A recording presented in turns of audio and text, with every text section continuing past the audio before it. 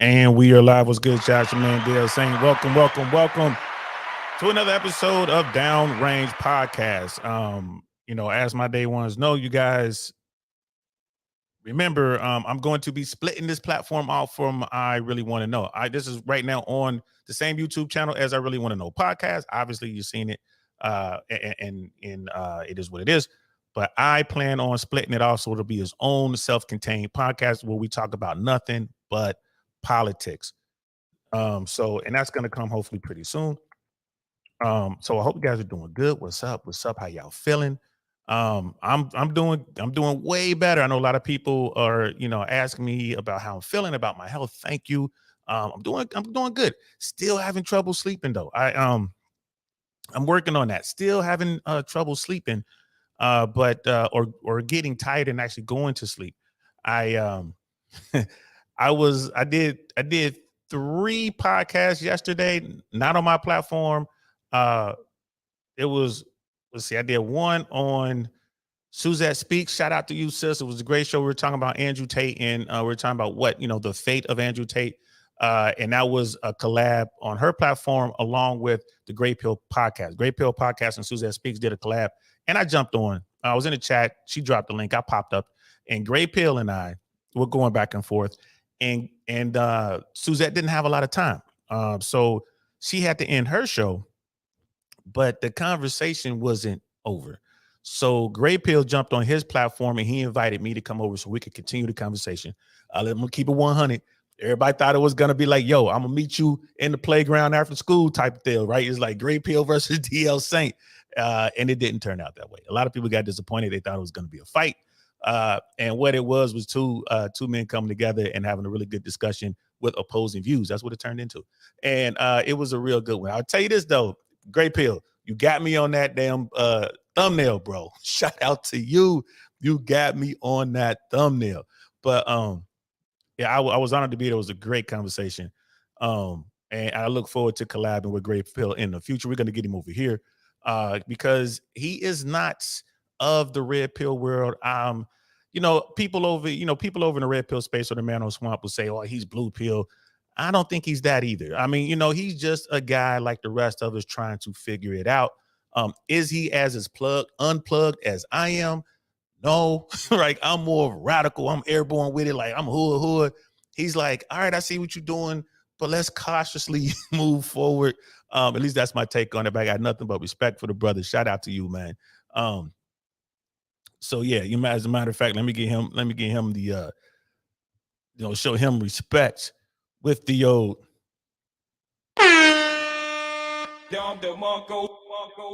You feel me? Got him with the Don DeMarco, man, because that was cool. And again, I look forward to working with him in the future. And then he did another show. He was already scheduled to do a show that evening. This is yesterday evening, talking about the show was supposed to be about marital standards. To what is that anymore? Like there's certainly a shift within our community, and the conversation was going to be kicked off around the whole Adam 22 situation. For those who don't know, Adam 22 is a really successful YouTuber. He started out in the rap space. He's a white guy, like a skateboarder type dude, BMX kind of guy or something like that. I don't know, but that kind of avatar. But he got his start and he found his success in the rap world. And now he's in the adult film business. Like he's kind of branched over, to that. He married a P star. They were in a long-term relationship. They had a child. He married her. They would do adult content together. They would bring women onto the platform, interview the women, and then they would immediately go do a threesome, right? That's what they were doing. That's what Adam 22 was doing. And because she's a pro, adult actress, I guess they decided, which I believe was more her, but they decided that she was going to do content with men other than her husband Adam, and she did. So it was like this big run up, a lot of anticipation for those in that world, and then she chose the guy she wanted, and she chose this massive brother. Like the dude looked like somebody drew him or put him together from like hero parts or something. And she did a scene with him or whatever, a video or whatever with him, whatever, you know what I mean? And So that was a conversation. People are like, how does he feel about this? Is this normal? Should this be considered normal and this and that? I have my take on it. So that was supposed to be the catalyst for the conversation, which was gonna meld into what are marital standards today. We didn't quite get there. Our conversation got lost. Like Gray Pill has a lot of beautiful young women who comes on this panel and they give their points of view. And so the conversation got lost. But it was still some good stuff there. I met a YouTuber on his platform that is in my soil, you know what I mean, on my soil, in my city, who's here. And she was on the panel, and then she did a after thing, you know what I mean? She, like, after his podcast was over, she went on her platform and kind of reviewed or reacted to what happened. And I caught up, I jumped on there with her. And it was a couple other people from her space. And it was a really good conversation. And the conversation spanned everything from relationships to politics to, you know what I mean, to the effects of the RP world on this upcoming election. There's a dude on there who goes by the handle of Shot. You know what I mean? Shout out to you, bro. Real cool brother, real um, um, sharp brother. And again, if we had to put him in a community, like, he's definitely, anti-art. He's definitely anti-red pill message. More, I want to say, I believe he said he was more in the black pill space. But the guy's successful. He's got himself together. He knows what he's doing, and he's looking for marriage. And, he was like, man, you're using all these red pill talking points. And we had a really good back and forth. In fact, I think I will react to that on I Really Want to Know. I think I'm going to react to that. The conversation that he and I had. And like I said, he definitely won my respect having this conversation. The things we were talking about was pretty cool. I will put that in the description. No, I won't. I won't put it in the description on here. What I'm going to do is I'm going to react to it on I Really Want to Know. And then, you guys can see for yourself and we can kind of get that conversation started. But it was pretty good. It was pretty good. Y'all know Uncle Saint, I'm out here trying to, make my way in this world, in these YouTube trenches. I'm trying to branch out. You'll notice I got rid of the weapons. I believe that although my weapons are legal, my weapons are all registered, and I'm highly trained and skilled and all that good stuff. I think that's hurting this platform with the algorithm. And I know I'm going to split, and I don't want to split off Downrange Podcast and start in a hole because I'm displaying weapons. Y'all know I'm a number 2 amendment kind of guy, but I've removed the weapons and I replaced them with books. You know what I mean? We'll see. Chessboard. So we got a Robert Welsh book, The System and Who Rigged It. Of course, we got Obama back there. The one behind the chess piece, the chessboard, is The Art of War. We got the 18 Laws of Power, I believe that is, and Why Women Deserve Less. Shout out to Myron Gaines. I'm going to put Rich Cooper's Unplugged Alpha up there somewhere. I'm going to put Unplugged Alpha in there because that is, again, one of the books I read a lot. This is great book. Shout out to Rich Cooper. So there you go. No more weapons in the background, guys. But there's always one within arm's reach. So trust me, I still have them around me. I'm just not going to display them. So, I hope you guys are having a good, what is today? Wednesday. I hope you're having a good Wednesday. All is well over here. I've checked the audio. The audio is good. Please like, and, feel free to clip and subscribe and all that good stuff. Again, this is Downrange. So whenever you see this bug right here, Downrange, well, don't forget that bug because we're about to split this off anyway. So it's going to have his own YouTube channel, and it's going to be all gravy. So I'm here to talk about Vivek Ramaswamy. He is a candidate for the presidency of the United States. He is out of Ohio, and particularly Cincinnati, Ohio. That's home, right? He from the hood, y'all. Not my hood, but actually, I wonder what part of town he is from. I'm gonna guess he's an East Sider. He might be a West Sider. I don't know. I'm gonna try to figure that out. Like, we're gonna go through his bio. We're gonna see what we find. But he is from Cincinnati, Ohio. I was aware that he was entering the race, but I had just overlooked him. Like, there's no chance some outlier candidate from Cincinnati is going to make a run at the White House. And guess what? I was wrong. He is right now currently polling third, a distant third, but third nonetheless. And this was as of a few days ago, last week, behind DeSantis. So you got Trump, you got DeSantis, and you got brother Ramaswamy in the number 3 spot. He's ahead of Tim Scott. He's ahead of Nikki Haley. He's ahead of some, Republican political heavy hitters. So I'm like, wow. So the Breakfast Club had him on, and they tried to set him up, bro. They tried to set him up, bro, and they failed. It's like a bunch of Boy Scouts set ambush for a SEAL Team 6. That's not gonna work. You know what I mean? That's not gonna work. That's how it came out, and we're gonna talk about that. It's crazy, brother. Dinosaurs in the house, man. What's good, fam? How you feeling, bro? Good to see you, man. Brother DL, you got to bring Denzel back in the picture. Okay, my bad. And he goes on to say that great movie, Man on Fire, great ending. Yes, one of my favorites. That's why it's up there. Let me rotate. There he is. I'm sorry, his head is cut off by the bug, but you know what I mean? I'm gonna have to work that out. Maybe I don't want to switch the pictures. Well, when we officially start the YouTube channel, I really Downrange Podcast, I won't have to put the bug up. So maybe I'll just take the bug down. I haven't figured out how to move the bug around because it is covering up Denzel's face, but you can see the title. So there you go, bro. Forgive those boxes. I got a piano, a keyboard in the room.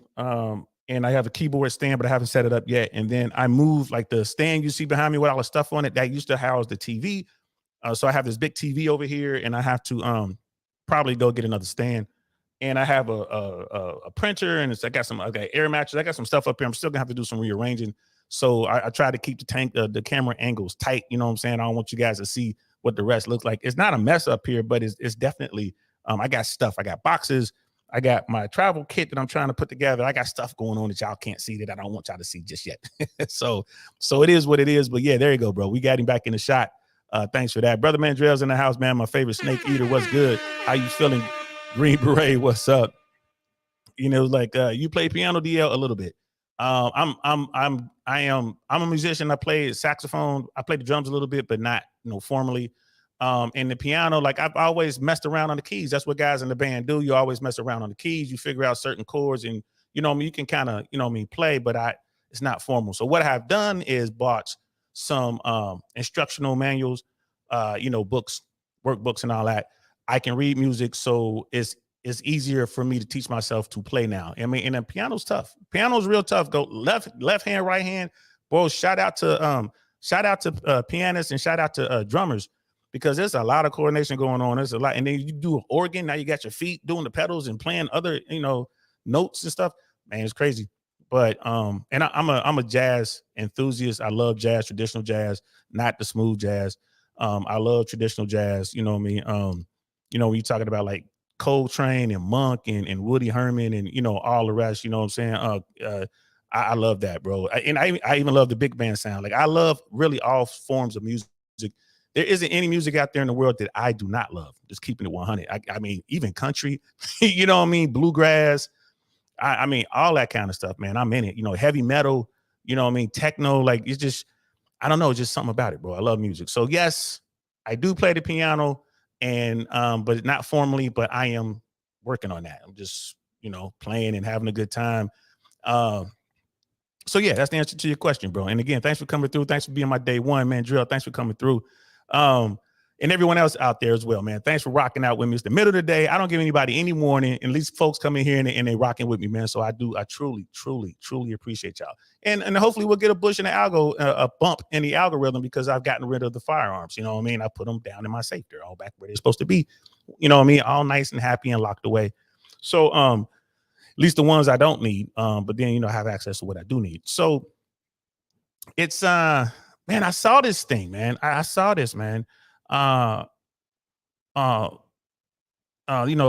Ramaswamy or whatever. We're gonna hear him pronounce his name here in a second. And yeah. I mean, again, it's a tough name. He's his family is from India, I believe, or that part of the world. India. I think it's India, maybe Pakistan. They came here as immigrants. He was born here, born in Cincinnati, Ohio. So we're gonna get into this conversation. We're gonna watch a clip that we have queued up from Night Talks. Shout out to that brother.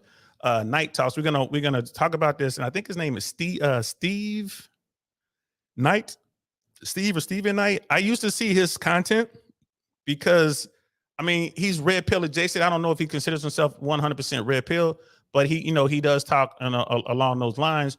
He does a lot of reaction videos. I saw him on Valuetainment, and after Valuetainment, I began to kind of watch him a little closer. And the brother is, I like his opinion. I don't agree with everything, of course, but I see where he's coming from, and he's a real one.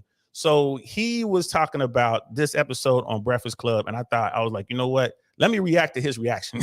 I did go and watch the full length, and I will be clipping, or in the description, I will have both a link to this video as well as a link to the Breakfast Club. It's like a 40-minute or so interview. So without further ado, man, let's get into this, man, because boy, oh boy, I don't know what the Breakfast Club was thinking coming after this guy. Yeah, let's check this out.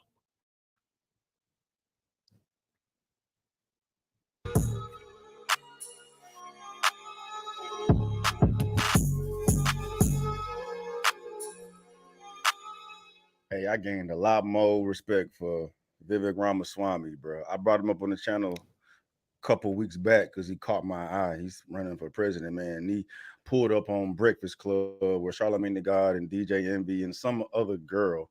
And pretty much it was like a damn ambush.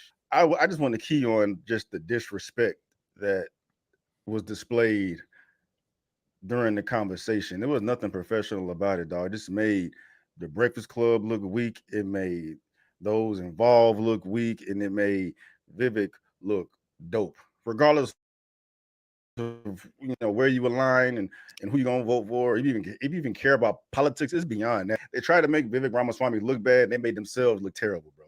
Facts. I mean, I know it's just a minute into his video, but absolute 100% facts. This was a deliberate ambush, right? And Vivek Ramaswamy, he got there and he realized it. When they decided to spring the trap, he said, "Oh, okay, I see what's going on here." And it was a display of cool, calm, calculating, pushing through the bullshit, that this guy has. I mean, it was just like boom, boom. And like I said, I saw dude's name running, he threw his name and I had to run for president of the United States as a Republican. And I looked at that and I just didn't even bother to figure out how to pronounce his name. I'm like, dude, he's not going to go anywhere in this race. He's number 3. He's number 3 with a bullet. DeSantis is rapidly falling. I was just talking to Jay Swans about this. I will not be surprised if DeSantis drops out of the race. I will not be surprised. I don't think he's going to be in the race. I don't think he's going to make it through hurricane season. I don't. Right? We were talking about this last night on not your ordinary Ashley or not your everyday Ashley channel last night. We're going to react to that too later on in this week. But I was talking to that brother Shot, and he was like, yeah, we're talking about DeSantis. I'm like, bro, I think DeSantis has done a great job of giving Florida to the Democrats. Right? So, and then here's this guy, this Vivek Ramaswamy, who comes from out of nowhere. And the Breakfast Club is going to be the catalyst, man. Y'all watch, this guy's numbers are going to go through the roof. I watched this thing, man. I was just like shocked. This dude looked like a G. Cody's Kings in the house. What's good, bro? What's good, bro? Good to see you. How you feeling, man? I hope all is well, brother. You know what I mean? So let's continue. So the interview is like 40 minutes long. I'm not going to go through all that, man. It was just some points I wanted to highlight here that really got my attention that I gained a lot more respect for Vivek Ramaswamy and how he handled the nonsense they put him through. So let's check it out. Explain to me your position on this civic duty voting. Sure. So my position is, I think that every kid who graduates from high school should know the minimums about the country that we require an immigrant to know about the country in order to become a citizen. So there's a test. My mom had to pass it. Every immigrant has to pass it to this country that asks you some basic questions. What are the 3 branches of government? What branch of government does the U.S. president lead? Some basic questions about what is the Bill of Rights. I think that if we're going to ask immigrants to pass that test, as we should, I think every 18-year-old who graduates from high school should have to pass that as well, because young people, it goes back to that issue of pride. You don't value a country that you don't know something about. You don't value something you inherit. You value something you have a stake in creating, in building, or knowing something about. So how do we think big about this? Well, young people, as I told you, most of them, very few of them vote as it stands today. Super small numbers. And apparently 60% of them say they would rather give up their right to vote than give up TikTok. Yo, he's on to something. He's on to something. I mean, he's just saying, civics, basic civics, man. I mean, just certain things you should know, right? Right. The 3 branches of government, right? You should just know that. Make them sit down and watch Schoolhouse Rock and then take a test. Just know it, but I mean, I would like to see it go a step further. You got kids out here who graduate high school and they can't name 3 countries on planet Earth. They can't name 3. A lot of them can't name the country they live in or find it on a map. Right? I mean, and what I mean by that, if you say, okay, what countries make up North America? They don't know. They don't know. So I think he's on to something. Brother Lincoln's in the house. What's good, fam? Good to see you, man. Yeah, it's been a minute, man. I'm glad you're here, man. Thank you. There you go, my favorite sailor in the whole wide world, Miss Globe Girl. What's good? What's good? Miss Globe Girl, ambush or not. He said he first voted in 2020. He's never served in the military. I thought your belief was that all who become president should serve in the military. Now he's getting praises. I still believe that. But you got to understand, love, realistically speaking, less than 4%, 5% of Americans serve in the United States military? Right? Think about that. Yes. If I were him, I would add to what he's saying, not just a civics test, but let's make sure that, our kids coming out of high school with a basic knowledge of the world. Like let's push education to the top again. Let's invest in that. Right. And I would also add that you have to serve. I said it a million times. I said it a million times more. Lottie-dottie, everybody should have to serve. He says in lieu of taking this test, if you serve in the United States military or you were like a first responder, you don't have to take the test. Right. If you serve in the military, then that covers that. Oh, okay. You know what I mean? But like I said, listen, shorty, you know what I mean? I want everybody to join. Not only do I want everybody to join the United States military, I don't care what branch you join, Army, Navy, Air Force, Marine Corps, Coast Guard, Space Force, right? I would say that everybody has to go to airborne school. Everybody got to get their knees in the breeze. I'm not backing down on that an inch, right? But I know that's never going to happen. But I ain't backing down on that an inch. That'd be my platform. I don't talk to legs.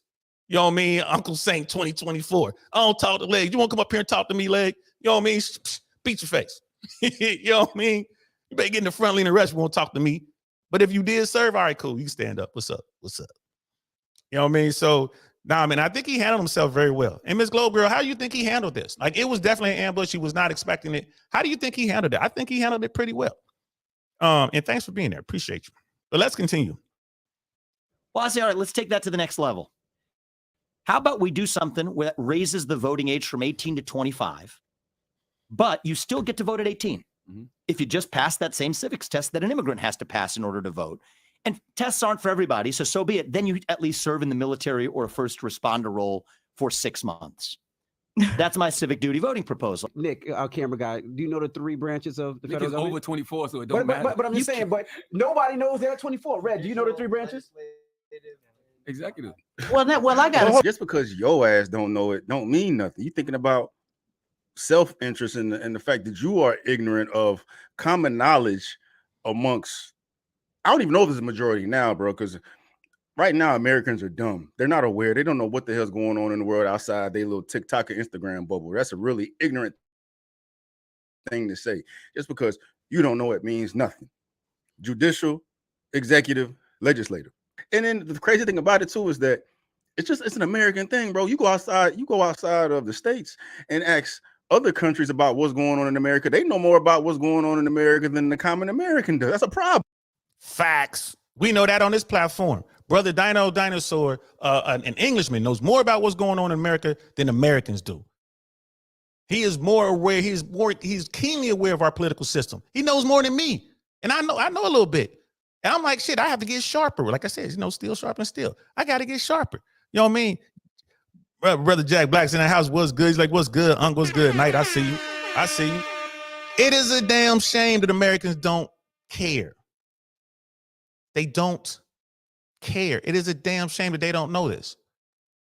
Right? It's embarrassing. Honestly, it's embarrassing. And it's not even a point where you were taught this at some point, you forgot. They simply don't know. We don't know how the country works. We don't know how the laws work. You know how the laws work, man. People don't know what the House of Representatives do. They don't know what the Senate does. They don't know what the Supreme Court does. And they're starting to find out now, aren't they? With the Supreme Court striking down an affirmative action when it comes to school, right? They're starting to find out now, huh? When you look at Roe v. Wade, that's the Supreme Court doing that. Right? People are like, oh, we're powerless to do something. No, you're not powerless to do it. You go out there and vote. There are more people in America who are liberal leaning than there are conservative leaning, to be honest with you. There are a lot more, but they don't get involved, do they? So then they get mad because the people who are making the rules, right, the kingmakers in DC are doing what they're doing, and their strings are attached to the 1%. That's how the game is played, y'all. Learn. Right? If Americans came out and vote, they came out to vote, their voices would be heard, and there's nothing anyone could do about it, including the 1%. Why do you think they're trying to take your vote? They would buy your vote cash money if they could. Why do you think they want to, these motor voter laws, which I'm not opposed to, you know what I mean? But a lot of that stuff is restricted, is stupid. Why are they trying to restrict certain people from voting? Because that's money and that's power. So let's keep your ass dumb and give you a TikTok, right? Let's keep your ass dumb and give you a TikTok. And then we ain't got to worry about you. It is what it is. look at man in jail. Everyone should not have to go to airborne school. It's not for everyone in DLC. I don't care. When I was in airborne school, the sergeant major in airborne school said that he was like, if I could, I'd make my grandmama go airborne. He had us ready to jump. I forget his name. I could probably research it and find it because I went through airborne school in 1990, December of 1990. I could probably find out who the sergeant. It was a brother, Southern brother. He had that Southern drawl, and he had like the perfect voice, that perfect cadence voice, the kind of cadence voice that you could run all the way to Mars and back with this dude singing cadence. And when he said that, bro, he was like, I'll make my wife, my daughters, my grandma be airborne. He's like, oh, it was the best. We were ready to jump without parachutes, bro.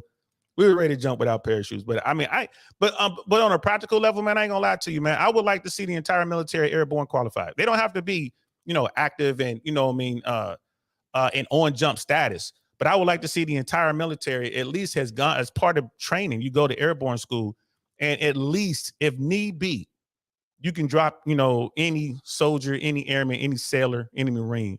You know what I mean? But again, I know that's a dream, bro. I know that's not gonna happen. I know that's not gonna happen. Miss Globe Girl, it appears to have been an ambush and overly aggressive. However, this man is trained to bullshit and fast talk. Let's not lose sight of the important issues like Black folks do all the time. Facts. And I try to keep it balanced over here. We're gonna start with this. We're gonna get into his background. Look into his bio, and then we're gonna I found something on y'all know my favorite show, Breaking Points. Crystal was talking about him and some others like him, and she was going in. So we're going to end the show with that. So I do want to keep it. I want to keep it balanced. But Chris Smokey House in the house, man. What's good, fam? Shout out to the chat. Shout out to DL. Happy to be here, bro. I'm happy to see you, man. That's what's up, Miss Globe Girl. Albeit important, airborne school is of little significance in the big scheme of the military mission. I disagree with you because I'm airborne. No, but the fact is, if you have an entire military, I'm talking about the entirety of the military that is airborne qualified. And that's what airborne school gives. You get those 5 jumps, which means you can drop any and all of your element of your assets anywhere on planet Earth. I mean, I would say that's extremely hood. And again, listen, a lot of people are like, well, why do you need the Navy to be airborne? They have ships, they have submarines, they have aircraft carriers. I'm like, yeah, but you can also borrow some, some C-17s from the Air Force. And you can drop your sailors wherever you need to drop them. And they can get on their ships and do whatever. And I get that. Like I said, I know it's a stretch, guys, but I just, I'm about that life. And Mandrell's a Green Beret, tip of the spear, United States Army. You talk about big bro, like them dudes are hood, real hood. And he's saying, yeah, you don't need to do all that. Calm down. You know what I mean? Because the guys who do the hard, like you talk about really going down range and really putting in work for your country, that's Mandrell. So, you know what I mean? Like, yeah, I know I'm talking a little bit shit, but I mean, you know, I can tell you how I feel. It's all good. Brother Jack, it pushes you beyond your limits and as well as it's smart. Yeah, you know what I mean? And let's see, Brother Mandrell, then most people wouldn't join. LOL. Yeah, deal saying here's the thing. They won't have a choice. Remember, this is on the premise that you have to join. Like you ain't got no choice. You can join or leave. You know what I mean? Join or go be Canadian. You know what I mean? Go be Mexican. You know what I mean? Go be Spanish. Bye. And I think that's one of those things. If the military included that, it just included. It's 5 jumps, people. It's 5 jumps. You know, they think we crazy for jumping out of airplanes, but they get on rickety roller coasters every single day. I mean, people getting flung out of roller coasters every single day, and they worried about, you know what I mean? You might need a parachute to ride a roller coaster these days. There was something in the news about a roller coaster that it was going by, and one of the pillars was breaking away like that as the roller coaster was going by. The beam was coming off, a big old crack. They would ride that roller, waiting 2 hours in line to get on that roller coaster. But you saying they don't want to jump out of an airplane? Come on, man. Come on, man. Brother Doug's in the house, man. What's good? What's good? Airborne school is extremely important in the big scheme of the military. At Miss Globe Girl. Yes, sir. And you know, but again, I would know that. I mean, I would say that stuff on my platform, and I would mean it, but I would know like that's not gonna happen. Congress is not gonna pass. That's not gonna happen. And I'm certainly not gonna use executive orders, executive privilege, to do something like that. You know what I mean? So no. And like I said, let's, like Miss Globe Girl said, let's stay on mission here. I'm just talking that ish, y'all. Y'all know what it is. And Miss Globe Girl's like, airborne goes where they are sent, and so does the Green Berets and SEALs. Who sends them, and how do they make that determination? That comes down from the Pentagon, man. That comes down from the higher ups. You know what I mean? Above our pay grade. I think Brother Mandrell can answer that better than I can. But the same people who give you and your sailors missions, give your captain missions on whatever ship you on, y'all get the orders the same way we get orders. So if Mandrell and his team is being deployed to somewhere on planet Earth, and they're doing their thing, there's gonna be airborne elements standing by. You might have like people like me who would go in on a mission, be dropped in to secure either an entry point or an exit point. You will have the MARSOC Marines who are out there doing their thing, SEALs out there doing their same thing, Rangers out there doing their thing. We're always going to need, you got the submariners out there, the submariners doing their thing. Everything will be in support of whatever that mission is, and whatever assets are needed for that mission, those orders will go down to those people. I hate when we have opportunities for advancement. And I'm talking about stuff like Panama.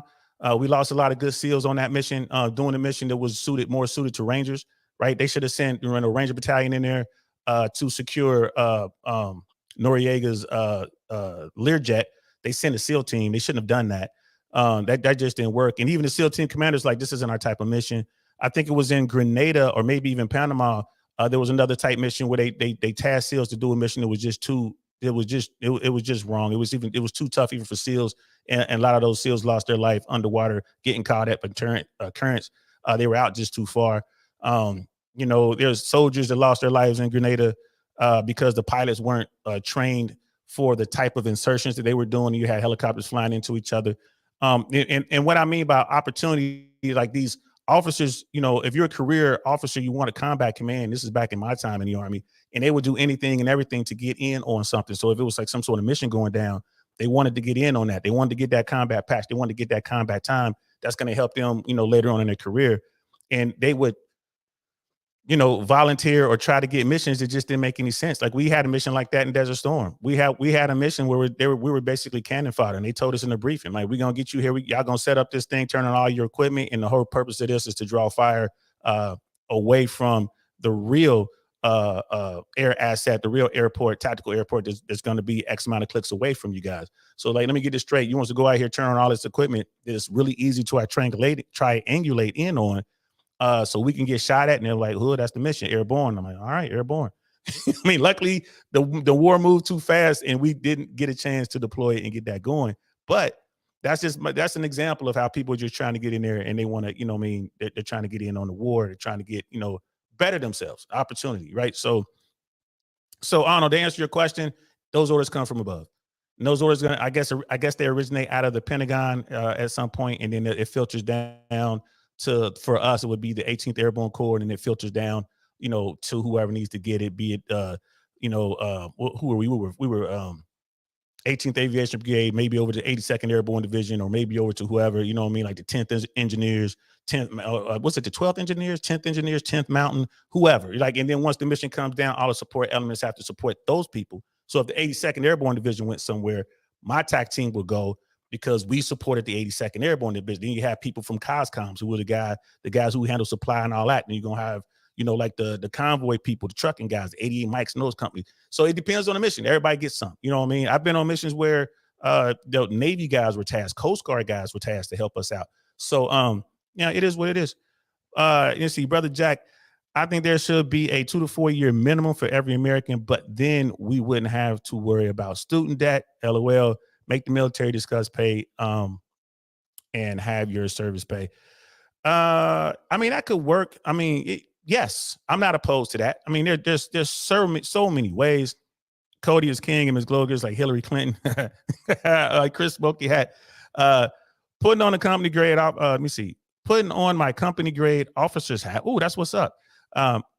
It is far more tactically logical to have the majority of the force jump qualified under the joint doctrine.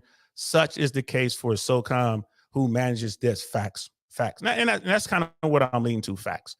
How does the Pentagon come to that conclusion? I don't know. Like, I think Chris Smoking Hat will have more insight on that, especially being a company grade, field grade officer. So I think it's company grade, or are you field grade? Were you a major or above, or were you like captain, lieutenant, or captain or below? Either way, he would, if he's in command of a company, he would have that, a better knowledge of how that apparatus works above like my level, certainly. And I'm sure Mandrill is different because what they did, Special Forces, they come under a completely different command.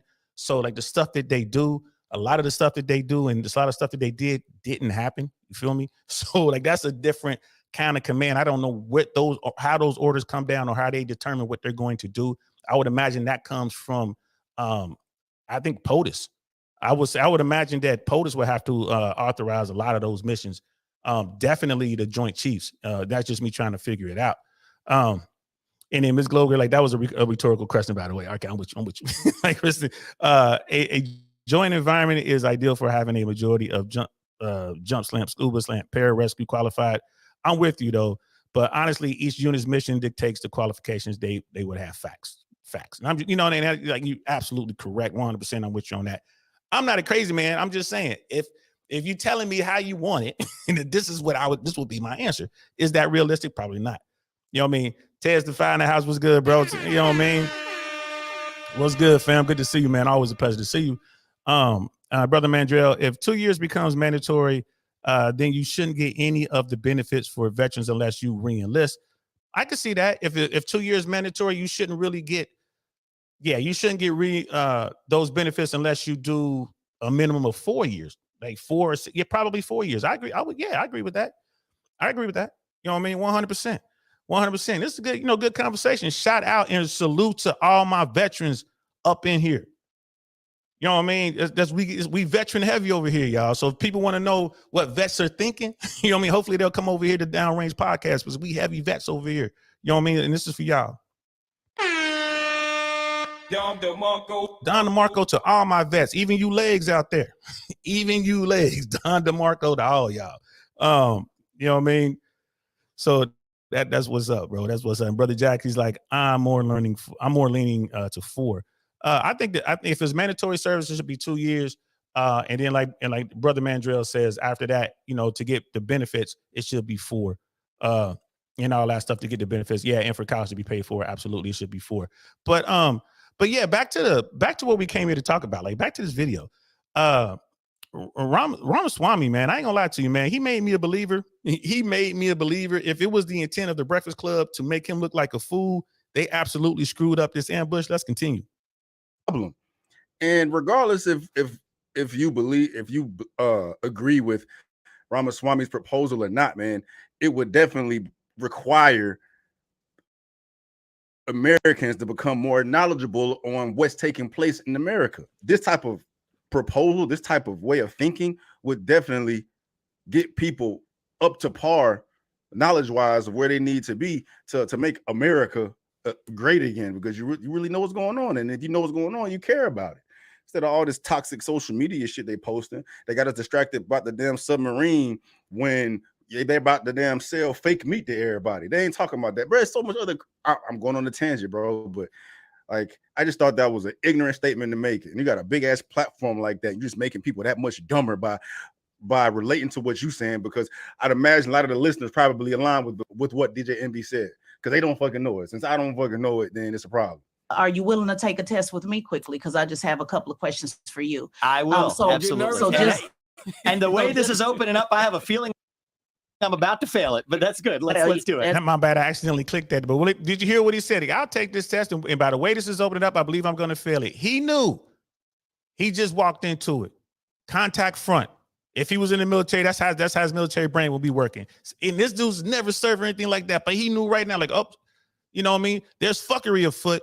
Contact front, right? Because it's coming, right? It's absolutely coming. Brother Chris Smokey has like, yeah, vets up. Salute to all of you in the chat. Yeah, for real. I mean that. Salute to all you vets, and salute to all the families of vets who support us. You know what I mean? Like Sister Candace, she's not here today, but she supports her husband, who is a service member. So support to all y'all, man. I mean, it's just, it's not a lot of us, man. It's not a lot of us, bro. You know what I mean? Like I said, I think it's less than 5%. It's not a lot of vets out there, bro, to defend this country and provide people with the freedoms that they don't even fucking want to know they have or learn about the freedoms that they have. But anyway, don't let me get on that tangent. But he knew in this moment, all right, here we go. Here we go. And let's see how he handles it. That's right. Yeah. So you mentioned, the pride of being an American and how important it is to have pride in this country. I'm also a veteran, by the way, for the United States Air Force. So when is it that you voted for the first time? I voted in 2020. Okay. So you're how old again? I'm 37 years old. So for how many years you sat around and did not get involved at all in any civic engagement? Is that my understanding? A long time is the answer. And actually, that's what I wrote this book about. I'm not holding myself out as some sort of model. I'm actually offering myself as a self-reflection of my journey as a citizen to whom this country has given much, right? As an adult, when you have kids, it changes your perspectives. I'm very honest about that. Absolutely. Okay, no problem. So let's go deeper into the self-reflection. So you've sat around for, and sir, I'm being as respectful as I possibly can. Please don't take anything and you don't even have to be. And you don't even have to be. Her saying you sat around is being disrespectful, because he definitely did not sit around. The guy is running for president. You can't just sit around and be in that position. She's being condescending and disrespectful, and she knows she's being disrespectful because she just said, "Please don't take anything to heart," because you're intending on being disrespectful. So you've been sitting around. And that's facts. Well, you know what I mean? And I ain't gonna lie to you. I'm gonna say this up front while we get into this, because I've already seen this. She made herself look horrible. She made the United States Air Force look horrible. The shit that she was saying made no sense to me. And we'll get more into that as she goes along. And that's just my opinion, y'all. I definitely want to hear y'all take on it. But for her to say, yo, you're just sitting around.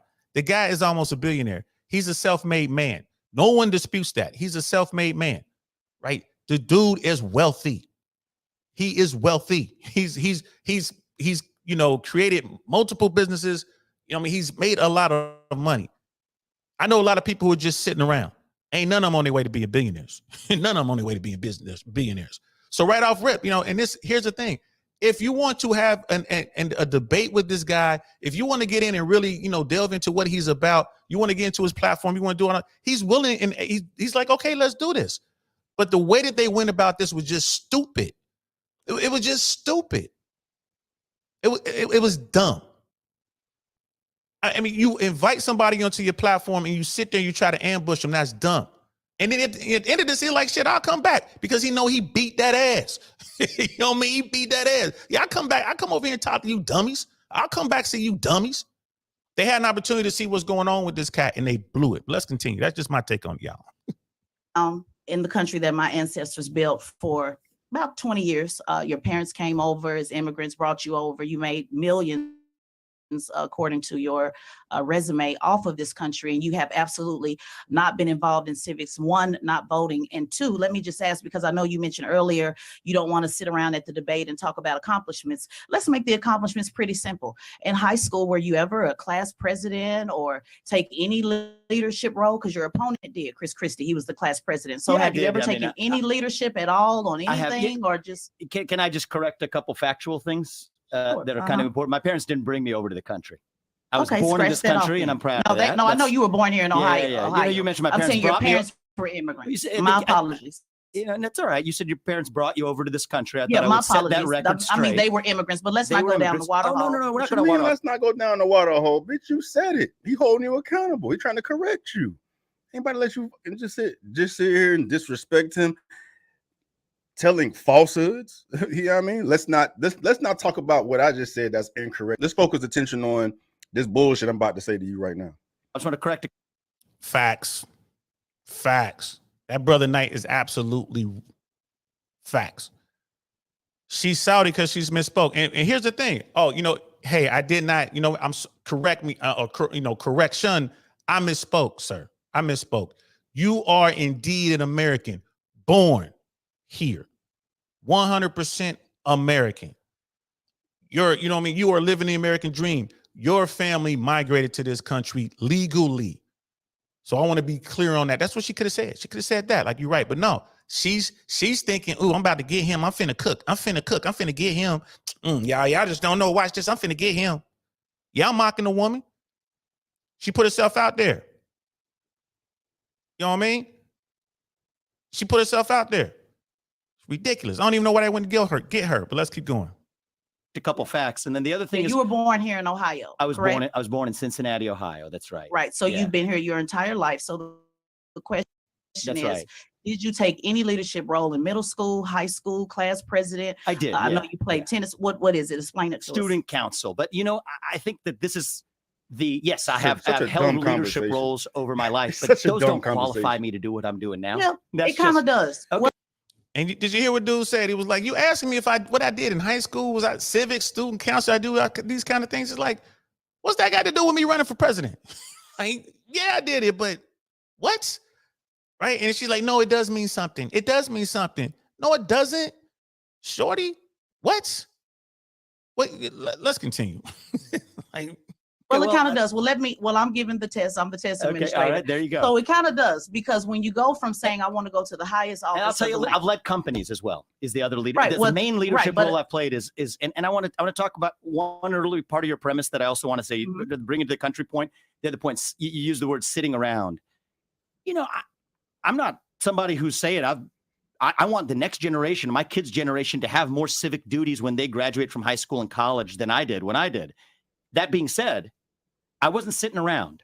I've developed medicines, 5 of which are FDA-approved products today. Talk that. One of which is a life-saving therapy in kids, 20 of whom die by the age of 3 if they're not treated. Talk that. 70% of whom now live lives of a normal duration. Talk that. Another one for prostate cancer. So I Correct. don't Well, apologize excuse for me, making sir. contributions, but Right. Yeah, he got that ass. Draw 4, Uno, game over. That's what that was. Like, draw 4, silly lady, Uno, game. The color is red. Bam. How about them Republicans? Dummy. Who do they think they was dealing with?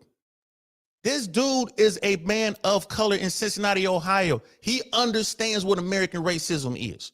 I done told y'all, and I'll tell y'all a million times, Cincinnati is a very racist place. It's gotten better.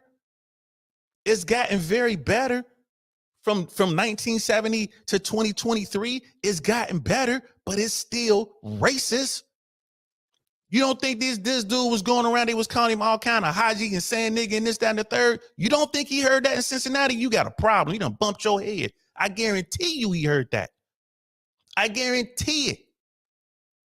If you don't think for a second, it ain't like he got a whole bunch of people, you know what I mean, from where he from. And I'm sure his family had him in a good part of Cincinnati.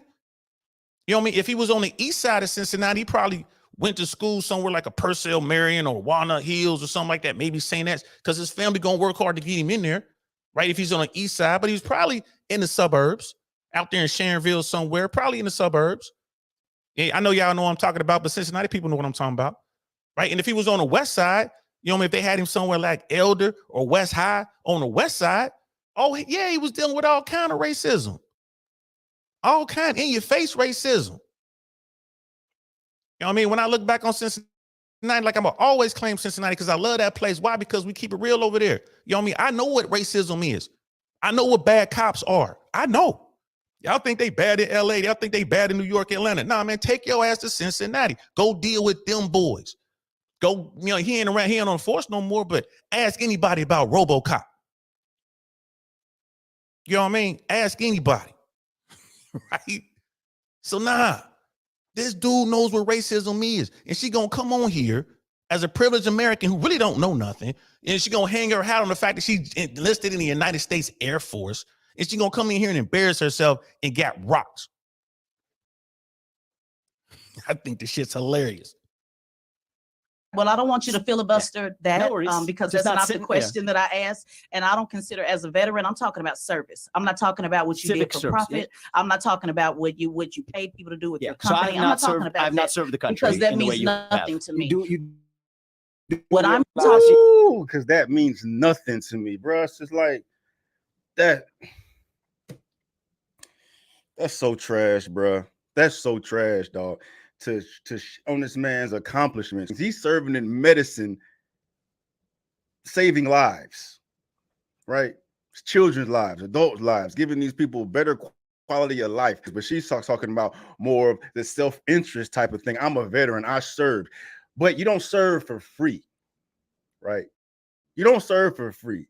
Last time I checked, there's a bunch of benefits that attract civilians to enlisting in the Army. No, that's a fact, but you still serve. I mean, and when you serve, there's going to be, I would think, some patriotism.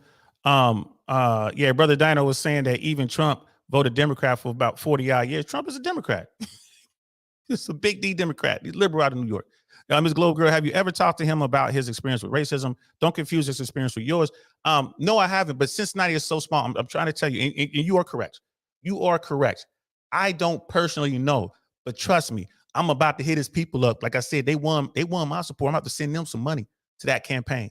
You know what I mean? Like I was waiting on Liz Cheney, but I don't know. I might have to work on this dude's campaign, right? Especially down here in Florida. And I'm gonna ask him. I'll meet this dude. I'll fly to Cincinnati. I'll fly to an event just to meet him.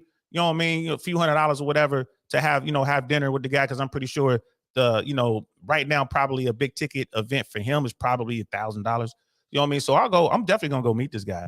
And hopefully I can meet him with some of my heavy hitter friends so we can get a couple minutes alone to actually talk to him and say, hey man, I'm from Cincinnati for real. Like, let's talk a little bit about racism, man, like in your experience. Because I don't think he wants to lean on that. But he's dealing with racist stuff from the Democratic Party right now in Iowa. There's an article out there. Allegedly, there was some sort of cartoon, some racial cartoon depicting him or something like that. Like I said, it is what it is. We know what's in the Republican Party. Right now, like I said, I'm going to find out, Ms. Globe Girl, you're right. And when I find out, I'll let you know. I don't think I'm going to do a show on it unless he says he's cool. You know what I mean? But like I said, Cincinnati, you ain't getting away from the racism in Cincinnati if you are a person of color. You're not getting away from it. You're not. You can ignore it. You can try to deny it, but you're not getting away from it. Especially if you're going up, the social ladder in Cincinnati. It's still a very racist place. There's some very, very cool people there, and it has gotten better. It has gotten way better. Way better. You know what I mean? I've seen people get crosses burned on their lawns in Norwood. Now Black people live in Norwood. Again, I'm talking to Cincinnati folks. Y'all know what I'm talking about. Norwood is on the border with Bond Hill. That's real soil right there, right? Them white boys and them hood dudes, bro. It was drama over there, the backside of Bond Hill, right? And you ain't moving across the street back in the day. Across the street right over there is Norwood. You ain't buying no house over here, and they ain't had no problem calling you a nigga. That does not exist anymore. Black people live in Norwood. That does not exist anymore. Black people are part of city government in Cincinnati. That wasn't the thing when I was coming up. All this stuff has changed for the better, right? It's a slow change. It's a slow process. But Ms. Globe Girl, I'm here to tell you, you live in Cincinnati. Cincinnati's small. You are not getting away from the racial element of Cincinnati. You are not. even today, it is still there. You know what I mean? Y'all hear the passion in my voice. I love Cincinnati, but it is what it is. You know what I mean? That's why I can be unplugged. I'm truly unplugged. I see it. I'm not saying that all white folks are racist. You know what I mean? I'm not saying that all black people are victims. I'm not saying none of that.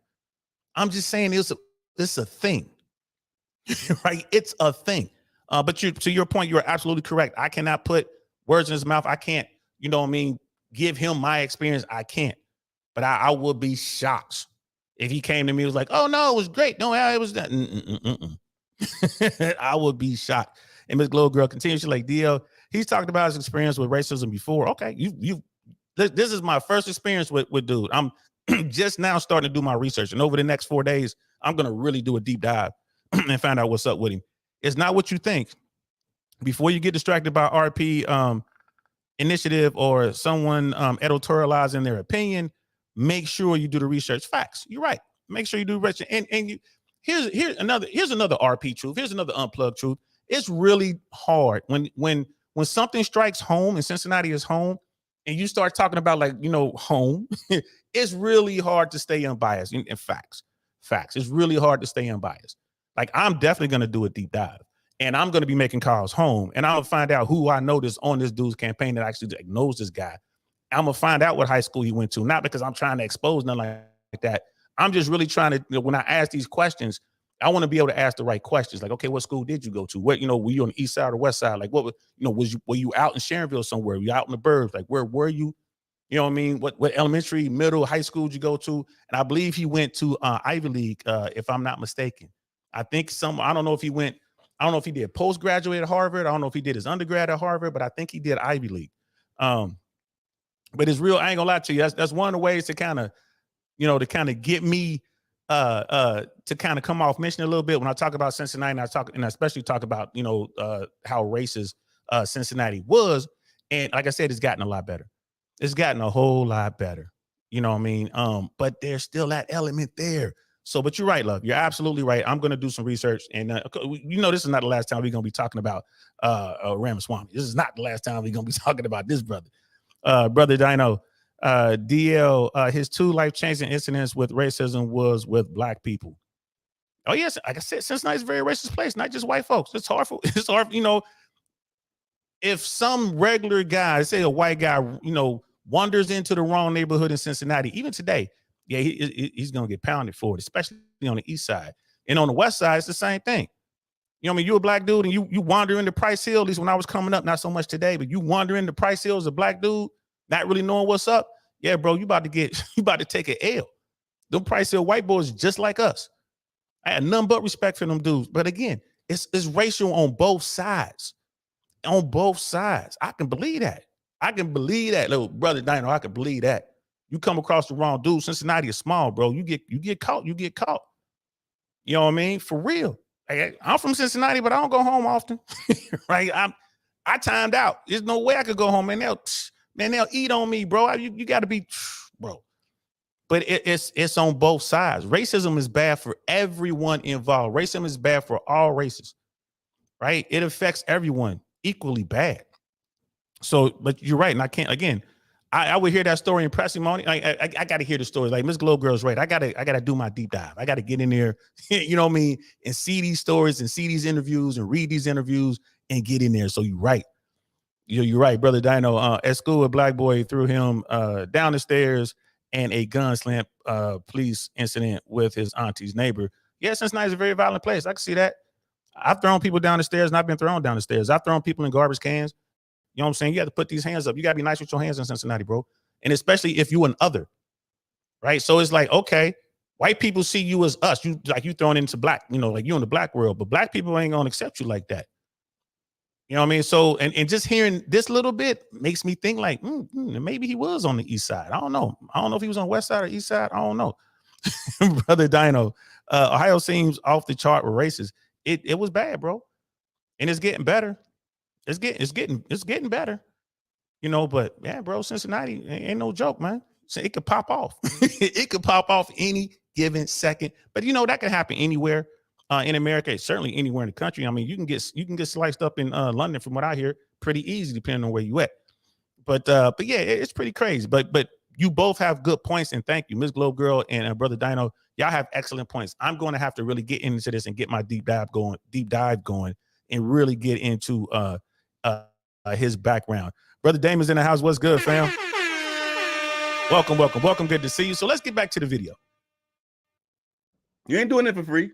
You're getting paid, GI bills, all types of perks, this, that, and the third. You're doing that because you want to serve your country, then do it for free then.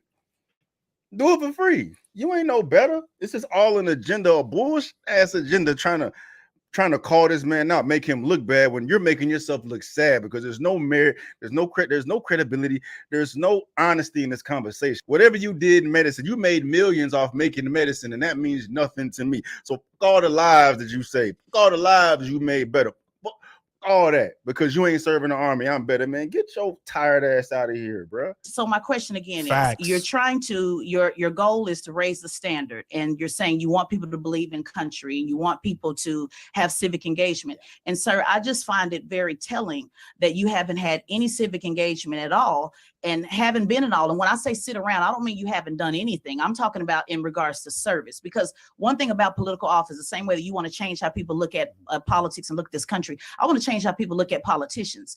And when I see that someone hasn't did anything at all to be of service to mankind, to take a leadership role, it's not good enough to just be on city. To be of service to man. Yeah, everything the Brother Knight here is saying is true. And what she's saying doesn't make any sense. Service. He just said he saved lives. Service. He's a businessman. He's a very successful businessman, which means that's going to bring jobs and opportunity to wherever his community is, wherever the community of that business is. He's serving the people. He has to sell his product.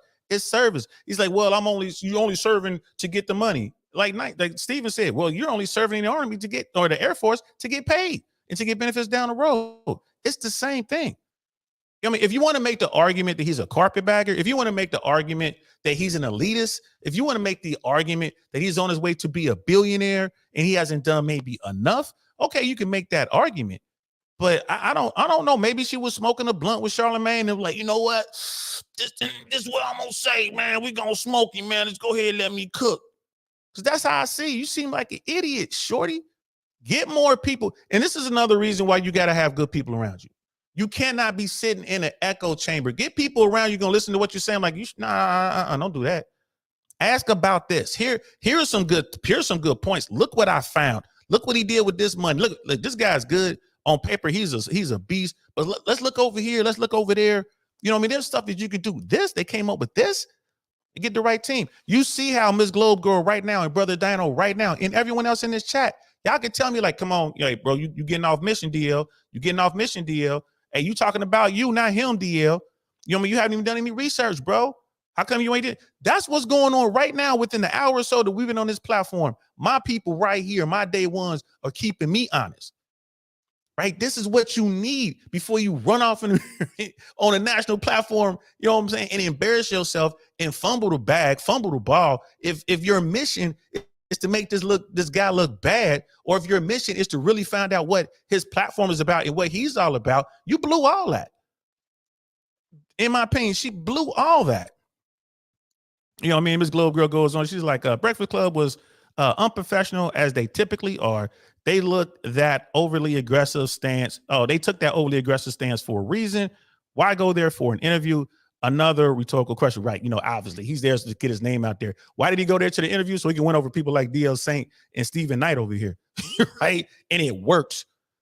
You know what I mean? It was the Breakfast Club that got me kind of liking Kamala Harris as a person. I didn't want her as vice president. I certainly don't want her as president, but I was like, oh, they were able to get her to talk about her, you know, sorority and talk about going to the HBCUs and kind of get a glimpse into her life, which is great. Mind you, same situation. Her family immigrated over here. She was born here. Her family, you know, brought her over here, and she's vice president. They didn't cook her like that. They didn't ambush, right, Kamala Harris when she came onto the Breakfast Club.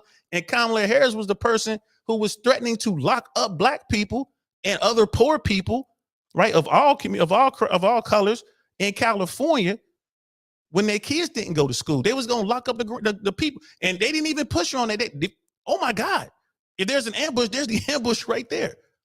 Same situation. What are we doing? But Ms. Globe Girl was 100% right. Brother Dino, I heard today a U.S. immigrant says black people don't want to celebrate the 4th and hate America. She said they should go back to, she said they should go back to Africa. Shame on her for being ignorant. Yeah. Yeah, for real. I mean, and that's a lot of that over here. But you know what? When you're not educated and you don't have the ability to think, right? When you can't critically think, when you can't put it through the old think tank, Arch, nothing gets past the old think tank. Nothing. When you can't put it through the think tank, man, you're gonna have people doing stupid shit like that, saying stupid stuff like that, brother. Or like this lady on the Breakfast Club, who I don't even know who she is. She thoroughly, and I can't wait to see Pink Book Lessons coverage of that. I cannot wait to see that. I'm sitting here counting the days. Like, I hope she's working on it right now. You know what I mean? Pink Book Lessons are gonna jump on that with all that, all that energy and everything. And again, this isn't, I really want to know, so I'm not gonna talk that red pill and all that kind of stuff right now. We're gonna keep it on politics. But let's continue. And the kind. This is what he did. That's what he been doing. He's working in medicine. And then we ain't even tapped into the racism part. Like he's cool, man. He's cool. And I'm like, this is not no political anything. It just happened to be political because what he's doing. But I'm just here to address the elephant in the room that this was a bunch of bullshit. City student council. Were you a leader? All of that applies. Have you been able to get anybody in the room at any time, from a high school gymnasium to Ohio, Republican leadership there to now? Have you been able to get anybody in a room to believe in this vision? I don't agree with a lot of your vision statement, but I do know you've been going around having these discussions and getting everybody emotionally worked up to talk about vision and debate. But I want to get to the practical. You're trying to go from preschool to president of the United States. You're skipping over city council, county council, mayor, governor. You want to go straight to the top. So my question is this a PR? Is this for the PR, the perception of reality? Or can you point to any leadership where you've been able to get people to believe in what you're talking about that they're not paid to do on any of these vision statements that you have? If not, then well, don't you want people that are completely unplugged from the political establishment? This guy is not. He's not. Come on now, let's just keep it one eye. He's an elitist. You know what I mean? The guy's on his way to being a billionaire. He's not. He's not a true political outsider. Let's just keep it 100. It just looks that way, but he's not. But that's the person I want to send to DC. I want to send the guy to DC to be president who hasn't been bogged down in that DC madness for the majority of his adult life. Right, I'm sick and tired of seeing the Joe Bidens of the world and the McConnells of the world. You know what I mean? I'm sick and tired of seeing the Pelosi's of the world. Right, even someone like AOC, she's going to be part of that for the rest of her adult life. She's never coming out of there. She's going to be an adult. I mean, she's going to be a professional politician. I'm sick of the professional politicians. Let's get somebody out there from the outside. That's what Trump was supposed to be. But we all know Trump was a stupid dude from the beginning. You know what I mean? Like that was dumb. You know what I mean? But we're talking about the idea of sending. You want to send a businessman. You want to send someone who's proven himself. Trump was a failed businessman. Trump lost the equivalent to $500 million, but he got it all back because of Hollywood, right? This guy hasn't done all that. You know what I mean? Now, I don't know, who he really is politically. It's going to take time. Thanks, Sister Ms. Globe Girl, like it's going to take time. She's right. I got to do my due diligence. And even when you do the research, you still don't know what you got until they're there, right? You still don't know. But you look at what he's done. He's saved lives. He's done this stuff. And she's saying that doesn't mean anything. That's not leadership. Stop it. Stop it. She's out of her mind. Like she's out of her mind, Brother Dino. DeSantis and GOP have made CRT, woke, think tank, the new war, forget making life better for people. Yeah, DeSantis, listen, I've been telling y'all for a minute. I'm here to tell you for sure. DeSantis got problems, bro. DeSantis got problems. We're in hurricane season here. There's a big storm coming. I don't know when it's going to hit, but it's going to hit. It's going to hit somewhere in Florida, and the insurance business is going to be done. It's going to be done. He's going to need help from the feds. It's going to just expose his horrible, terrible leadership, right? You compound that with, losing Disney. Disney was going to leave anyway, but he set himself up as a patsy. That's on him. Again, bad leadership, right? You look at that. You look at what he did with the immigrants, right? He's running these people out of here. It was just this stupid stuff. Look at what he's doing in reproduction rights. It's just this stupid stuff that he thought was going to give him points against the White House.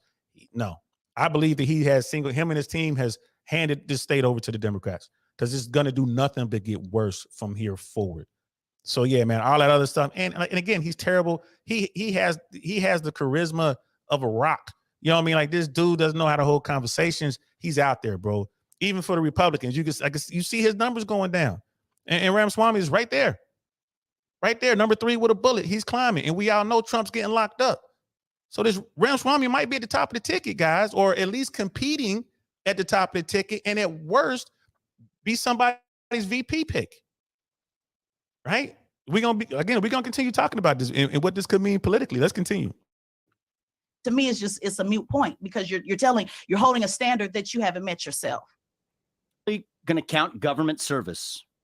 You're absolutely no, not government right. service. Okay. Student council in the 8th grade, 9th grade, 10th. Were you a leader? Did you do anything to rally anybody? Did you fight for better lunch? I did in the 6th grade with Miss Harris. Yeah. I'm not talking about government. I can go all the way back from the 5th grade every year, sir. All right, because y'all see the type of she on, bro.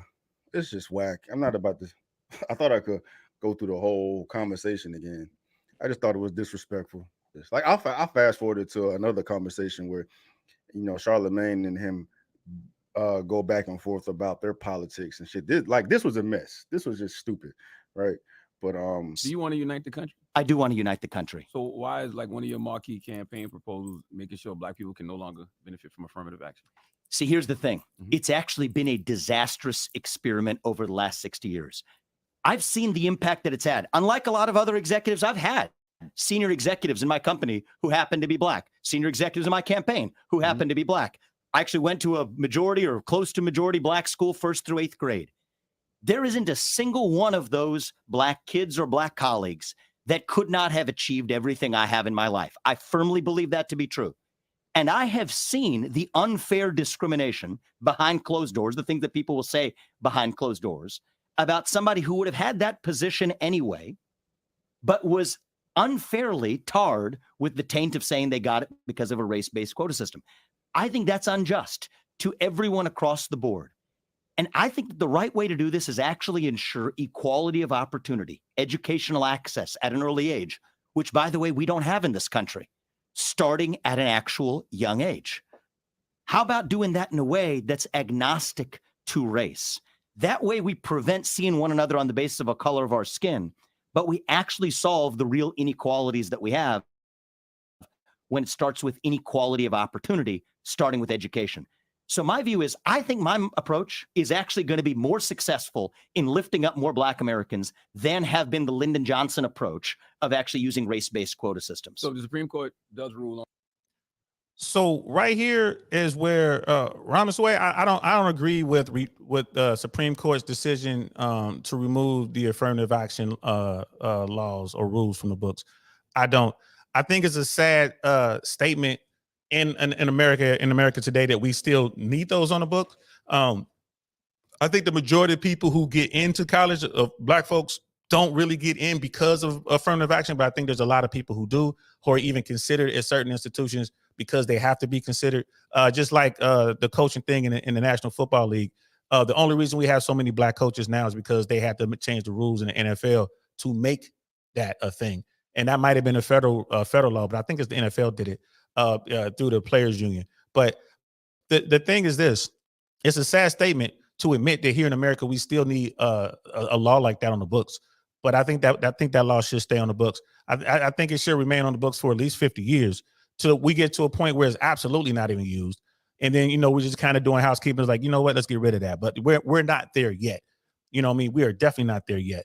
And like I said, it'd be at least half a century before, in my opinion, that we get there.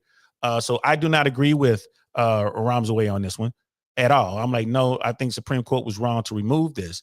It's the same thing with Roe v. Wade. It's like, I think the Supreme Court was wrong for what they did with Roe v. Wade. You know what I mean? This would be the only red pill stuff I talk about. Men don't have any reproductive rights. So, when it comes to that, I really don't have a dog in that fight. You know what I mean? If it came down to me, I'm just like, well, I don't have any rights. You shouldn't have any rights. But the law was on the books. It's been there. And then they removed it, they didn't remove it. They just, gave it up to the states to do whatever it is they're going to do, which, that's another conversation. But I really believe that we should, the Supreme Court was wrong in their ruling. That's my stance on that. Brother Dino was saying, Miami woman said her car insurance went up 50% this year. Yeah, easily. Car insurance is going way up. I haven't checked mine, but I'm pretty sure mine is going up or will go up. But homeowners insurance, that's the big one. There are stories coming out now. People with homeowners insurance are going up over 100%, over 100% year over year for their premiums. And we're talking about in an economy, you know what I mean, in a market where they barely got into the home. Like you're talking about people who are technically house poor, and now bam, your insurance premiums just went up 100%. You can't continue your loan. You can't have your loan without having insurance. That has to be paid. And if you don't have it, the bank will place it on there and just add that money to your mortgage, which means you can't afford your house. So again, all this is under DeSantis's watch. It's crazy. Brother Dino, DL, find if Vivek passed the test. I'll find out. I'll find out. And that's the and Brother Damon was like, it's the Rooney Rule for the NFL. Thanks, bro. Yeah, because I'm vaguely familiar with that, but I know that the NFL can't consider a head coaching position for any team, any franchise without considering black applicants. And that's the only reason they do it is because they're forced to do it. And again, that's a shame. You know what I mean? That's a shame. You would think, you know, meritocracy, the best person gets the job. No, but you know, that's not how it is in real life. Let's continue with the video. On affirmative action, and they do ban it. Who do you feel it benefits versus who it hurts? I think that It benefits it helps everybody. everyone if they end race-based affirmative action in college admissions. I think it will literally help everyone in different ways because it restores merit in the United States. Are we perfect in ensuring equality of opportunity? No, we're not. The fact that kids are trapped by the zip code in which they're born, determining where they go to school, is a problem, which is why I favor universal school choice in this country, which has actually done more to help Black Americans than has any affirmative action program. What's your thoughts on people saying that you got Don Lemon fired? I think that the New York Times reported that. I had an open debate with Don Lemon with this, what CNN wanted to. Yeah. You see where they're going though, right? It's all this victim mind state bullshit, man. You getting rid of affirmative action, so you don't want to see black people succeed. Like saying that is so crazy because you're essentially saying that black folks need affirmative action to succeed, which is a cripple. Like we're handicapped and we're not. But that's a mind state that has been molded in black folks' minds to always fall back on it. Must it be due to my race that I can't achieve this? And then at the same time, black folks are being moved ahead over people more deserving of certain positions. Affirmative action is racist at the end of the day because you're Now, what Brother Steven is saying right here, I hear what he's saying, but I don't necessarily agree. Just keeping it 100, I don't agree. I think those laws should stay on the books. I don't believe what the Brother Ramaswamy was saying about how this is going to benefit minorities, in particular blacks. I don't believe it will. Yeah. You know, that whole Don Lemon thing that DJ Envy said, get out of here with that, bro. Don Lemon got himself fired. Don Lemon should have been fired years ago. You know what I mean? I've never met the guy. I haven't been on set, but I know people who told me about what was going on and say he was a diva for show. He was a diva for show. And you know what? When you're a diva like that and you lose your, you lose your numbers go down, the network is more than happy to get rid of you. You know, whatever. I don't even know what happened, but to say that it was on Ramaswamy, whatever, he might have been the last straw. But the network ain't just gonna fire you just because of one bad interview or whatever. Again, I haven't seen it into Miss Globe Girl's point. Maybe he did. Maybe it was bad. I got to go back and look at it. But just kind of, I mean, come on now. You know what I mean? Don Lemon has been on a chopping block for a long time, and it has nothing to do with anybody else. It's everything to do with Don Lemon. But again, back to this, I don't believe that this is a good look. Opening up, school districts. Okay, that's cool. You know what I mean? That is cool. But how are you going to handle the money? If you open up the school districts and everyone is going to want to go to the best schools, so how are you going to raise the watermark? How are you going to get all the other schools to be better? If the best schools would ideally get the most money, and everything is funded by the government. So I don't know about that. We just have to find out a way to to better the educational system for everybody. I'm not going to go out as far as to say that affirmative action is racist. I'm not going to say that. We live in a society, a special brand of racism here in America, and it's sad that you need laws on the books like that. You need affirmative action to keep people honest. You know, I'm just gonna, you know, be real with it. It's sad that we live in that society, but it is what it is. So to take it off the books, I think it will be a net loss, not just for Black folks, but for people of color and poor people. I think it'll be a net loss. So yeah, that's why I put in the chat. Like, I don't agree with that school thing. You know what I mean? Like what he was saying. Brother Dino was saying, DL, many Americans wrongly believe affirmative action allows those without the grades to attend university. Facts. Like I say, here's an Englishman who knows more about what's going on in America than the average American does. You know what I mean? And here's the thing. There are a lot of people who are like, well, I wouldn't have gotten into Harvard or Yale or Brown or UPenn without affirmative action. And that's what I'm talking about. These people who have the grades, these people who are sharp, they are the top of their class, tip of the spear, right? Affirmative action is that last little boost to kind of get you the opportunity to go to these institutions of esteem, higher learning, and more importantly, network with the 1%. That's what it's all about. And I think that law should stay on the books for that very reason. Now, when it's going to come off the books, and these Ivy League schools are still going to have scholarships, they're still going to have programs where they want diversity. So they're going to seek out these these top tier students of color, of all colors. They're going to continue to do that. But will it be more or less? We taking the affirmative action off the table is just taking off one tool that could allow someone to get the experience that they wouldn't normally get. And let's just be 100 with it. When you're talking about, the Ivy League, you're competing with everyone on the planet. Russian oligarchs are sending their kids there. It's all about money.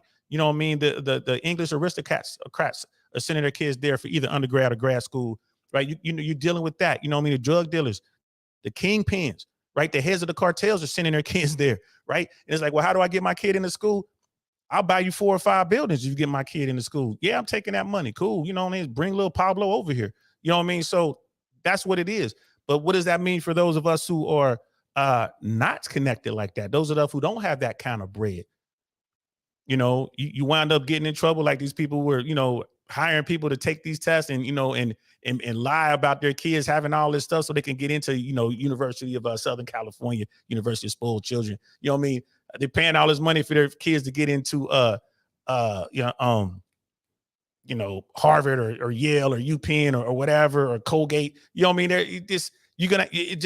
People with money are going to figure out ways to get their dumb kids into these institutions, not because they want the education, they want the networking opportunities for their kids, right? So you have all that, but affirmative action was just that last little linchpin that, oh, you know what, man, my daughter, she's got everything, but we just don't have enough money, to buy a building for this institution. I can't buy a building in Notre Dame, but we got this affirmative action thing was just that got us over the hump. And my daughter has an opportunity to go there and compete and to learn, and we can come up with the money. So I really think affirmative action should stay on the books. I think it should stay on the books until it gets to a point where it's irrelevant. And then we can just do away with it. But we're not there yet. Like I said, I don't see that happening. It'll be at least 50 years in my opinion, but I'm just making up numbers. Miss Globe Girl, from me, a sign that a person is clueless and dumb as fuck is when they start stupidly talking about affirmative action and its intent. There you go. Like, there you go. Like, I'm with you on that. Like, I'm sorry. Like, and I get it. You know what I mean? I'm gonna respect your views or whatever you got to say. I'm gonna respect that. But, I'm listening to you. And it's like, come on, bro. Come on, bro. Come on. We're Americans, man. We know how it goes over here. It has to stay on the books, man. It has to. It has to. And for the liberals, I was Democrat for a very long time. Majority of my life, I was a Democrat. And it's the Democrats, it's the liberals that lost the lower courts. It's the liberals that couldn't keep Trump out of office the first time, right? It was the liberals. Those Supreme Court picks came from Trump. All those lower court picks and all that kind of stuff. You know what I mean? The Democrats lost that. Hillary Clinton lost an election to a dude who is grimy as I don't know what and said grab him by the pussy on TV, and she still couldn't beat that guy. That's her legacy. And having Donald Trump got us what? Joe Biden, the only old white guy who could beat the dumb old white guy. Look where we are. Look where we are. More people need to get involved. That's all I got to say about that, brother Dino. 70% of legacy admissions are white. Let me say that correctly. 70% of legacy admissions are white. And we're talking about colleges, more to the point, we're talking about Ivy League. What's it like over there, bro? You know what I mean? Like, how hard is it to get into Cambridge, and who gets in? Are the numbers kind of skewed the same way? 1% white folks, I guess over there, Royal, and then like you say, you got Legacy. So is the percentage the same? Is it still like 70%, 80% of Legacy over there is white? When you're talking about, Cambridge and all that kind of stuff over in England. Leighton DeVore's in the house. What's good, sis? Hey, he's like, hey, my black Pink Panther Deacon DL saying, man, leave my mustache alone, love. That's Papa Joe Biden. Yeah, like Joe, man, that's gangster Joe Biden. His son, cop to the case or whatever. His son, I ain't gonna lie to you, man. I think Biden definitely had a hand in that. I think Biden got some money on that. I think if the investigation were to continue, I think they would be able to tie Biden to it. The big guy, quote unquote. I think they could tie him to it. But we're never going to see that investigation. It's not going to happen. They got their sacrificial lamb. Dude's doing time. They're going to like, okay, that's tit for tat. We gave up our pond for y'all night, and the night being Donald Trump. So like, because Trump's going to have to sit down. So I think I think the investigation should continue. I think it should continue. You know what I mean? Like, Biden's pretty good president. When you look at the people who just kind of measure those metrics, they say he's doing a pretty good job. But if he did something illegal, he should be held to account, especially something like that. But, again, that's just my take on that. So let's finish up the video. We're almost there. You are discriminating others and focus on one race, putting them ahead of everybody else, regardless of merit, right? But you're messing up. You're really messing up everything doing that. You're messing up economy, messing up businesses, you're messing up everything when you have people that are not worthy of certain positions, ill-equipped, when other people are, but the only reason that they get in these positions is because they're black. There's a whole situation of Asians not being able to be accepted in colleges because they always outscore everybody on these tests, and they're being pushed out because they're too competitive, bro. And that's what you want. You want the most competitive individual in businesses. It's just the reprogramming of mindset, man. That's what it is. Reprogramming of mindset, starting at education, starting at the base root of it. When you mold children at a young age to believe that they can get whatever the hell it is they want, regardless of their circumstances, you're going to have a lot more opportunity than you relying on the system to put you there because you're black and you just can't get right. This is about Vivek Ramaswamy, but I can't help but to give my 2 cents on situations like this, bro. And I ain't mad at him. You know what I mean? I hear what he's saying, but I do not agree. In a perfect world, would it be great if we lived in a world based on your hard work, based on your merit, and it didn't matter about your race, your creed, your legacy, your money? Man, that would be amazing. It would also be amazing if every member of the United States Armed Forces were airborne. But neither one of those are going to happen, are they? Right? You feel me? Neither one. That's eye in the sky. You know what I mean? Whatever. I think it's going to be great. Nah, man. Come on. Let's keep it 100, bro. That should stay on the books. It should stay on the books. Brother Dino was saying that we hold spots for the underprivileged with good grades to UK universities and spots for foreign students. All right, that's cool. Like I said, I got a lot of research, man. You got me keeping my eye on what's going on in y'all politics, man. Because I'm like, I'll be damned if he's gonna know more about my system and I don't even know nothing about his. So I appreciate you for that, bro. I really do. You got me wanting to learn more and get better and get caught up on you guys' political climate, as well as political climate over here in America. Miss Globe Girl, this is disgusting. This dude is an idiot. He has no clue about the business world or academia. You don't see me pushing back, sis. You know what I mean? You don't see me pushing back. Night is in the house. What's good, fam? You know what I mean? Salute to you, bro. You know what I mean? Salute to you. Showing love to the chat, man. It is what it is. You know what I mean? Brother Dino, like, WTF. Fresh and Fit have a bankrupt white British racist on the podcast tonight. They should never give him air. Put it on Rumble, if anything. Yeah, I think I'm not sure. I haven't had this talk with Myron and Fresh, but I'm looking at who they're bringing on. I'm looking at who they're talking to. I don't know, man. Maybe they're taunting YouTube. Maybe they're forcing YouTube to cancel them, and then they're going to go over to Rumble, because they're already on Rumble. Maybe, again, I'm not speaking for them. Yeah, I haven't asked the question. I haven't had this conversation with Myron and Fresh. I jokingly said it, right? But we were in a big room. I jokingly said it, and it was Fresh heard me, and he started laughing. It was a devaluetainment thing. You know what I mean? Like, what y'all trying to get canceled? You know what I mean? Bro, what are y'all doing now? And I sent them a text when they came back off the last suspension. They got a strike, and they came back from that.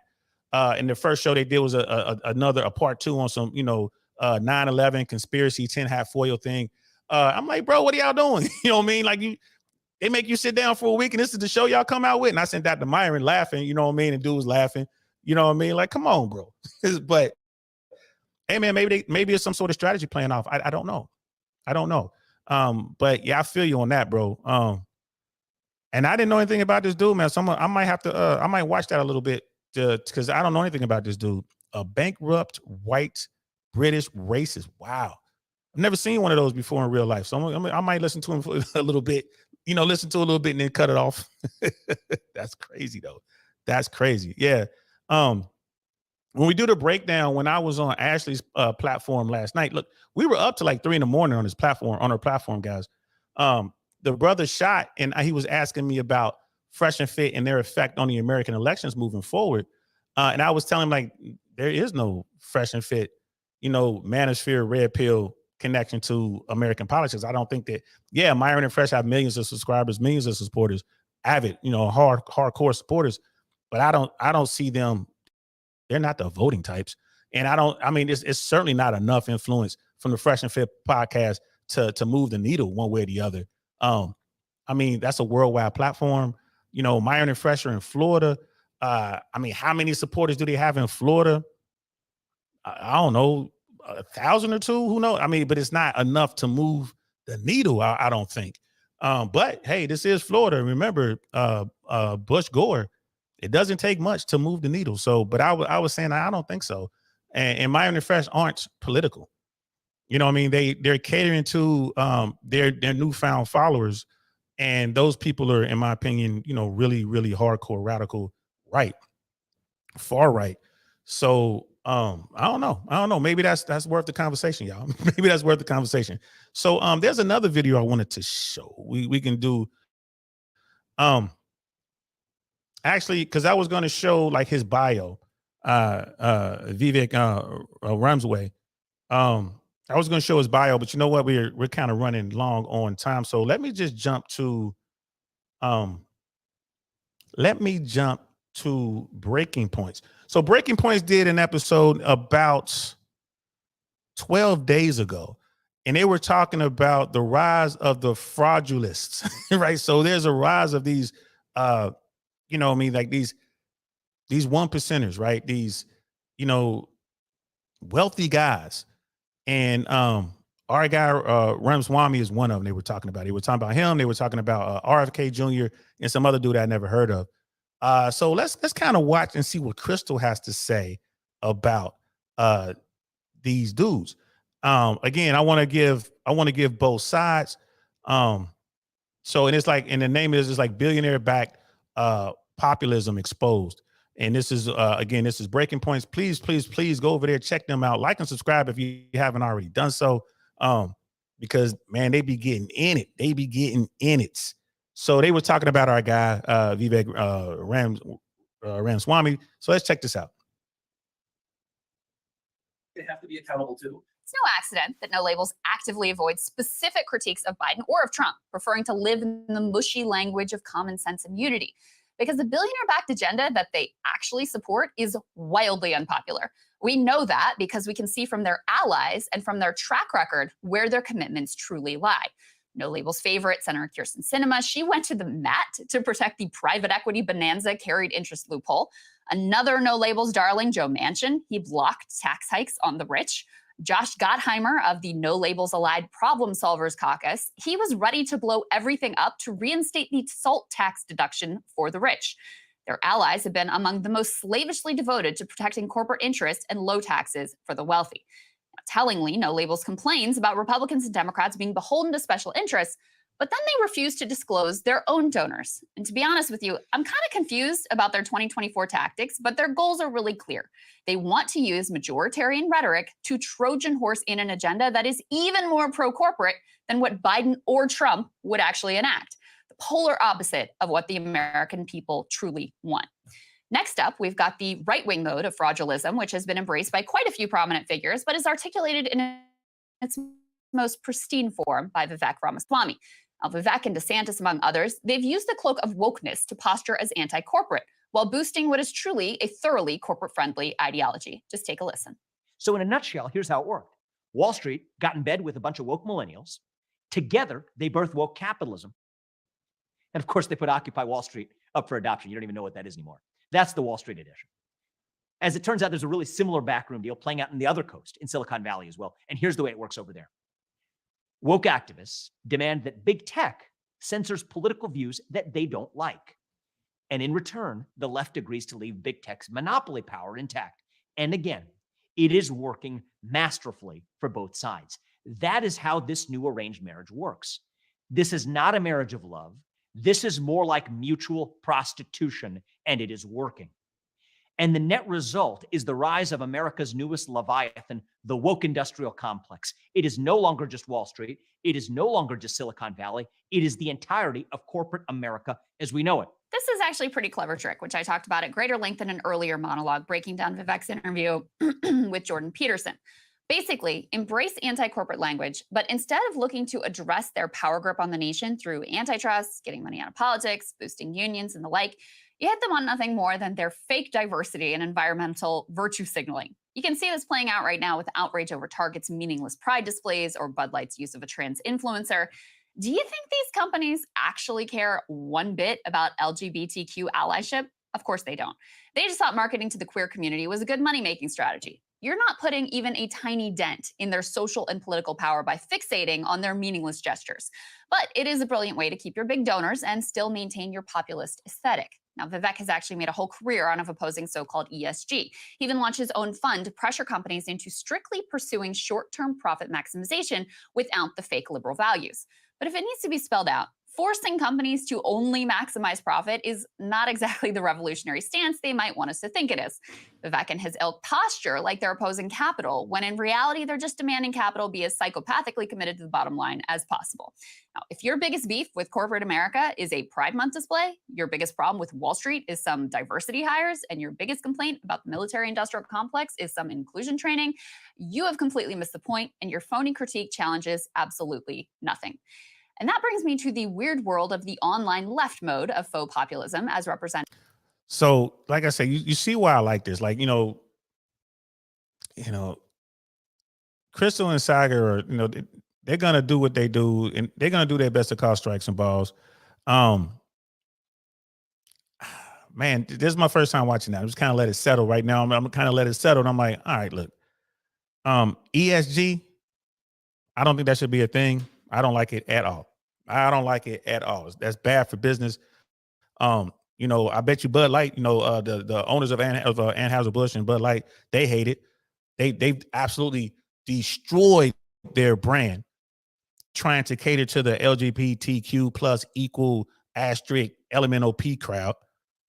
You know what I mean? Like, if people like, you should say that about them, man, whatever. I say what I want to say, bro. You know what I mean? They got punished by their own consumers. Bud Light screwed up, and then no one took accountability for it.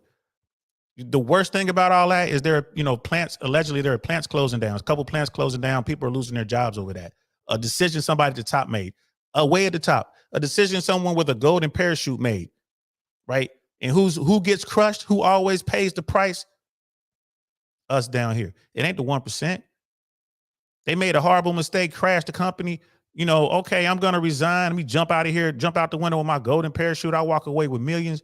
Meanwhile, people at the worst time in America in a very long time are losing their jobs. They can't go to work tomorrow because of this dumbass idea. You know what I mean? That's just sad, man. That's just sad. We always, who's going to pay? The middle class. These factory workers, those are middle class jobs, right? They lose the job, man. They're not getting a golden parachute. They lose their insurance. They lose all that. They lose all that. Why? Because you're trying to court a segment of the population that's not going to drink your nasty product. You're going to put off the very people. You make trash and people buy it. And you're going to put the people who buy your trash, just put them off. And you know what? And it's like good for you. But it's at the same time, my heart goes out to the people who lost their jobs. Right? All because this ESG score. They was trying to up their ESG score and they chose, you know what I mean, the trans community. I ain't got a problem with Mulvaney or anything like that. He got his money. I ain't mad at him. He, she, they, whatever. I don't, pronoun, y'all know I'm old. Dude got his money. That's unisex these days. That's a unisex term, dude. Dude got his money. You know what I mean? But she's right. Ramaswamy, like I said, I don't know his politics. I don't know what his true agenda is. I don't. But I do know I like what I saw on Breakfast Club. He handled that masterfully. He handled that. He walked into an ambush. It was no problem. Contact front. He did his thing. You know what I mean? He definitely made them regret that. And this isn't the only platform I'm talking about it. And there's black platforms are out there going in. Breakfast Club, like Sister Miss Globe Girl said. Breakfast Club out there doing their same old ignorant stuff that they always do. And they got wrecked yet again. Brother Jack Black, like, it will, the committee is on it. What are you trying to say, Knight? What are you trying to say? Now, you probably driving. Don't be driving and trying to text, y'all. Don't do it. Just listen. Don't be driving and trying to text. What's good, Knight? We got another night in the house, man. What's good, saying? What's good, Knight? I see you, bro. I see you, bro. Brother Hammer's up in here. You know what I mean? Unk be spitting. I be trying, bro. I be trying, man. But like I said, we all got to put it through the think tank, man. Say what you're going to say, man. Say it with passion or don't say it with passion. Say it with feeling. Say it with emotion. You know what I mean? But, you know, also be ready to take fire. Give fire, send it down range, and be ready to take it when it comes back down range your way. You know what I mean? And I definitely want to thank Brother Dino, and I really want to thank Brother Dino and Miss Globe Girl today. You know what I mean? For holding my feet to the fire. Thank you. Thank you. Because that only makes me better. Who? Only makes me better. I don't know why you joined the Navy. You should have joined the Army and went to airborne school. You're one of us, Miss Globe Girl. You're one of us. You got the heart of airborne. You can go on a mission with us any day. I'm pretty sure. Brother Mandrell let you come on the mission. You know what I mean? And Brother Dino, always thanks, man, for your kind words of wisdom and direction and helping the brother stay focused. And that goes for everyone in the chat, man. I rock with all y'all. I really do. Because y'all all hold me to the standard I want to be held to. And it's going to push me to go even further. And I hope I could do this. I hope I do the same. Right? I really do. I hope I do the same. You know what I mean? This is one of the things I really love about YouTube. This is one of the things I really love. We can see how it works in 1080p or 720. I think I'm 720 on this camera. I'm gonna have to get me a 1080p camera, y'all. I just figured out how to upgrade I took it to the it looks better. And I was like, oh, I might not have to get another camera because this one looks good. But I did get the do I have it over here? Hold on 1 second, y'all. If I can. Y'all know I'm old. I can't figure out where I put my stuff. Oh man, I can't find it right now, but I got two GoPro Blacks in that bag over there. I can't find them right now. You know, those GoPros a little. I can't. It's a bunch of other stuff, and I'm gonna have to go through that kit and get it all sorted out. But I got two GoPro Blacks in there, and I want to those. That's what I'm gonna take on my when I start getting mobile. So that's what's up. Oh shoot! Hey, that's what's up. Shushu just hit me up. Shamir just hit me up. We're gonna be on tomorrow at 7 p.m. Y'all. Shushu and I are gonna be on tomorrow at 7 p.m. I really want to know podcast. She just shot me a text as soon as I'm done here. I'm gonna tell her like, yep, it's on. Make a thumbnail. Not sure what we're gonna talk about, but we're gonna talk about something. So that's what's up. We're gonna have fun. We're gonna have a cool sister on here. So I hope y'all can make it back tomorrow, 7 p.m. Eastern Standard Time, right here. I really want to know podcast. Featuring Shushu. And it's gonna be fun. It was fun last time. We were supposed to do it last week, but y'all know I was sick. I was down. I couldn't do it. Brother Taz, he was like, he handled himself well. Much respect to him for that. Absolutely. Even if you don't believe in his politics, even if you don't agree with his politics, even if you're not gonna vote for him, man, you can't help but respect that brother for the way he handled that. And at the very end, if y'all go watch it, at the very end, he was like, I'll come back. He was like, I'll come back. Because old girl would not let him talk. She's over here basically saying, because, you know, basically I'm Air Force, therefore I have the authority here and da da da da da. You ain't as hardcore as me. That's foolish. That's foolish. Because you're gonna have someone, me or someone like me, who come in and be like, shut up, Air Force. You ain't airborne. You ain't nothing but a dirty, nasty leg. How about that? What did you do?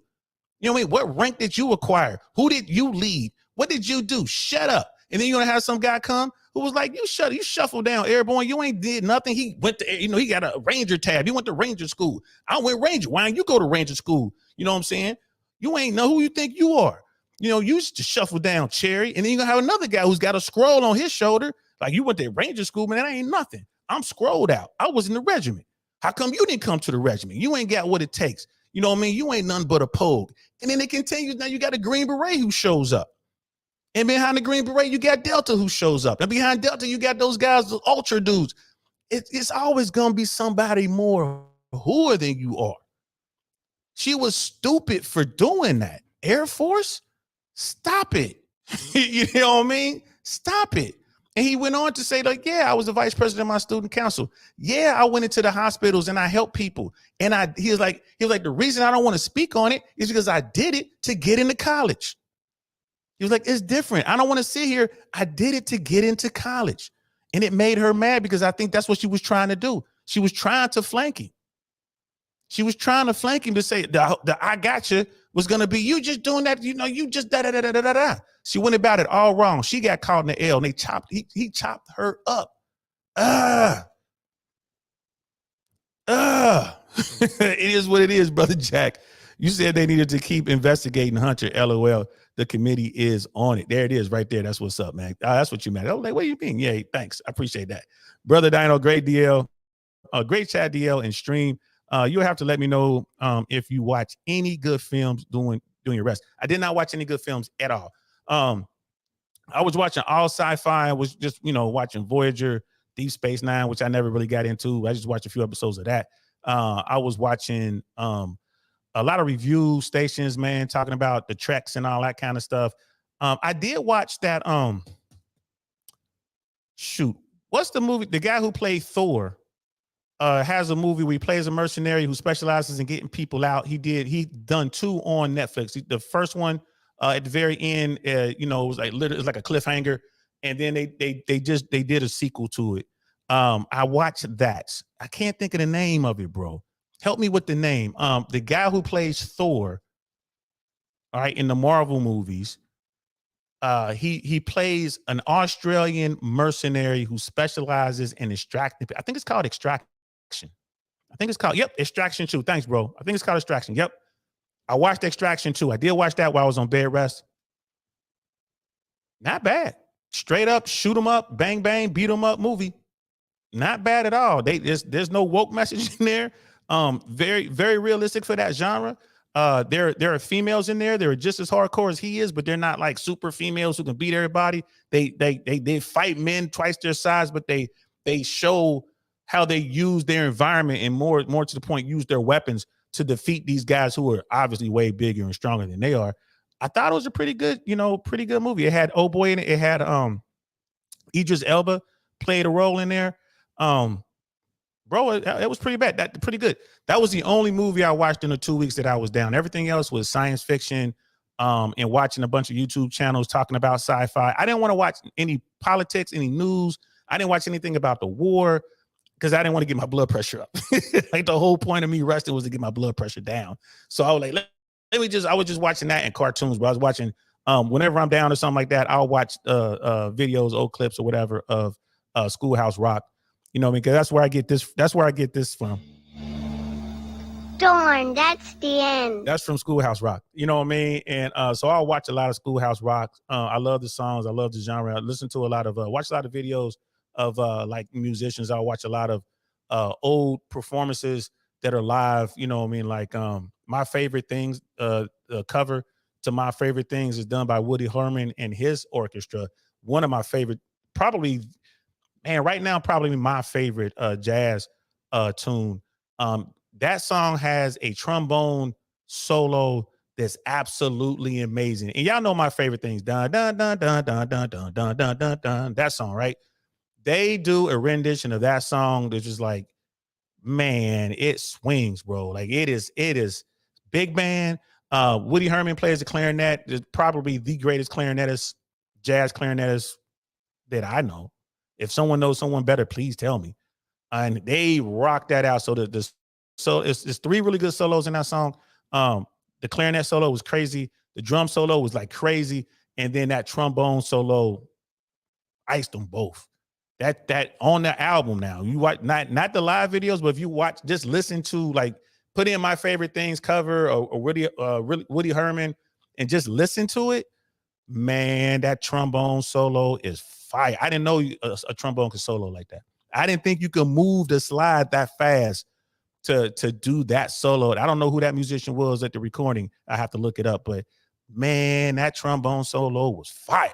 So that's what I was doing, y'all. That's what I was doing. So we're just closing out. Yeah, man.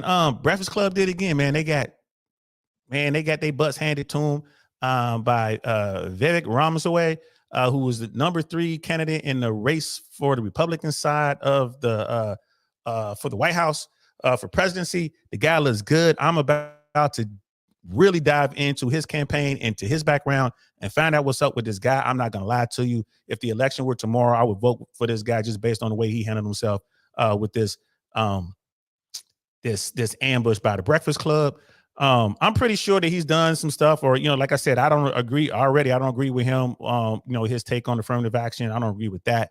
I'm pretty sure there's some business things out there that that we probably don't agree on.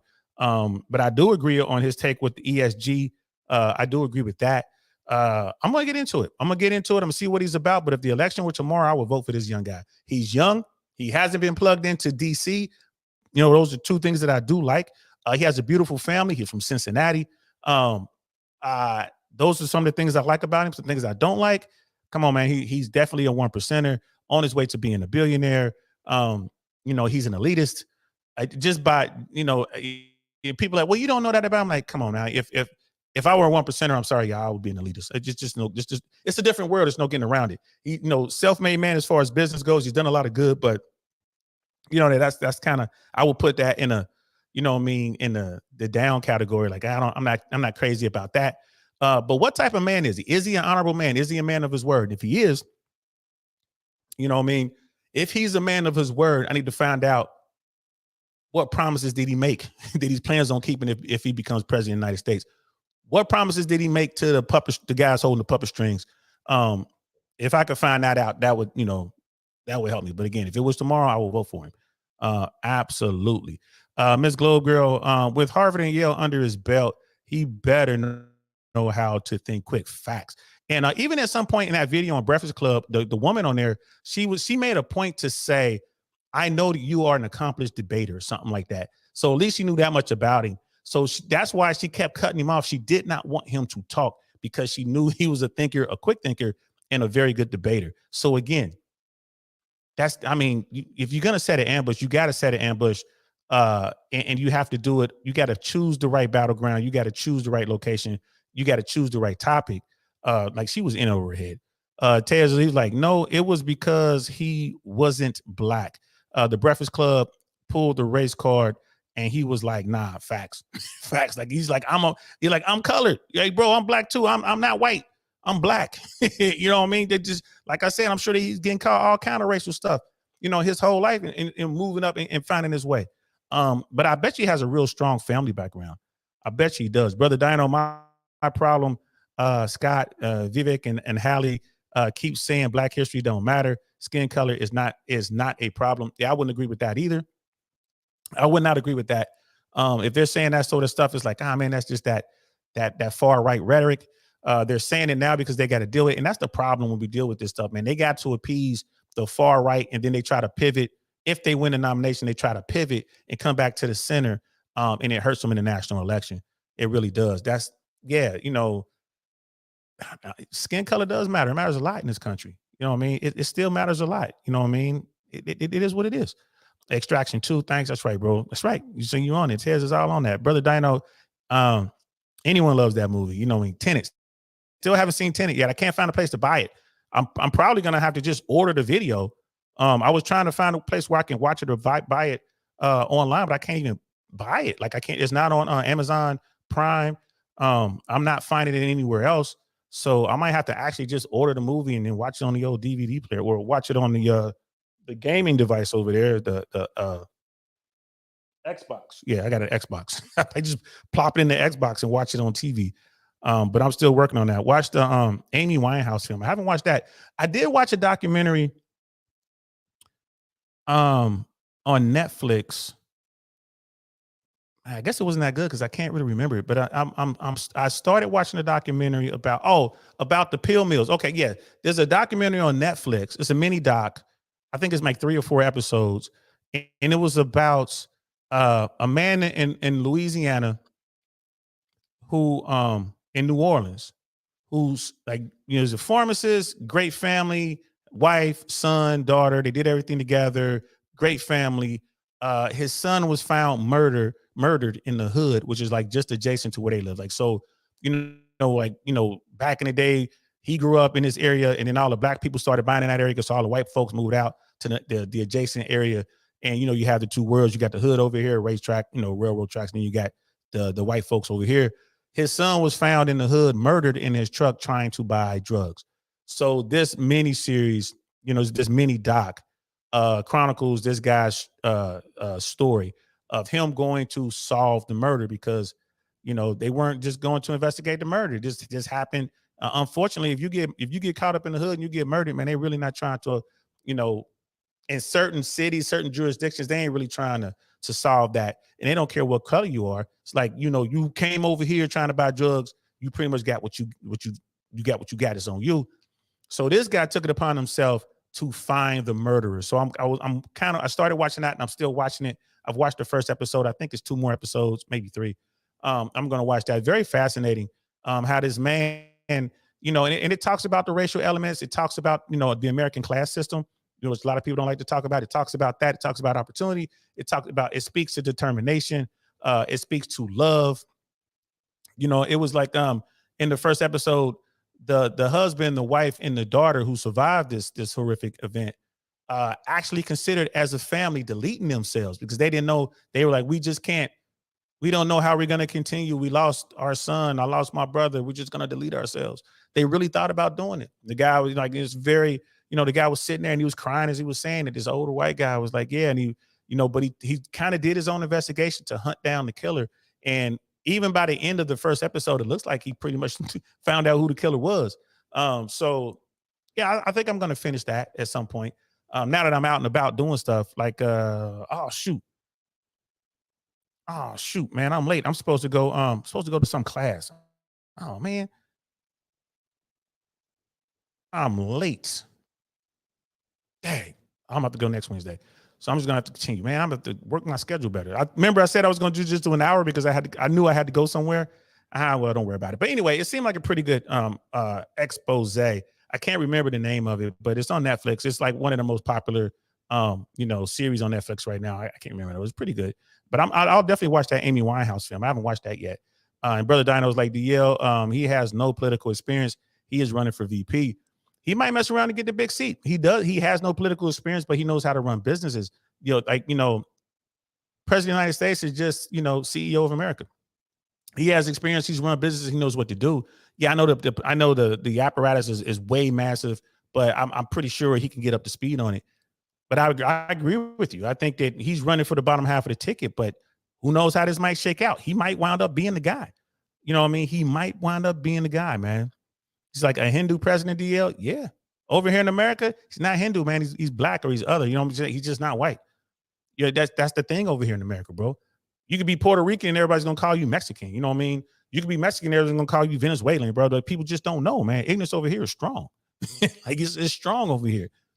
So when they look at dude, they're just gonna be like, I mean, and what background is y'all prime minister, bro? Brother Dino, what's your prime minister? I mean, is he Hindu? I mean, I know he's other. I mean, I know he's not white. He's not female. Like, so, yeah, bro. What is he? Maybe we'll have that. Like I have, twinsies. Me, Brother Mandrill. Will you be dropping the link? I didn't plan to, man, but you know what? Since you're asking for it, bro, I'll drop it. Let me see. Let me stop the screen. I'll drop the link, bro, because why not? I didn't plan to, and since I missed my class, you know what I mean? It's like, man, I missed my class. I might as well go for another 15, 20 minutes.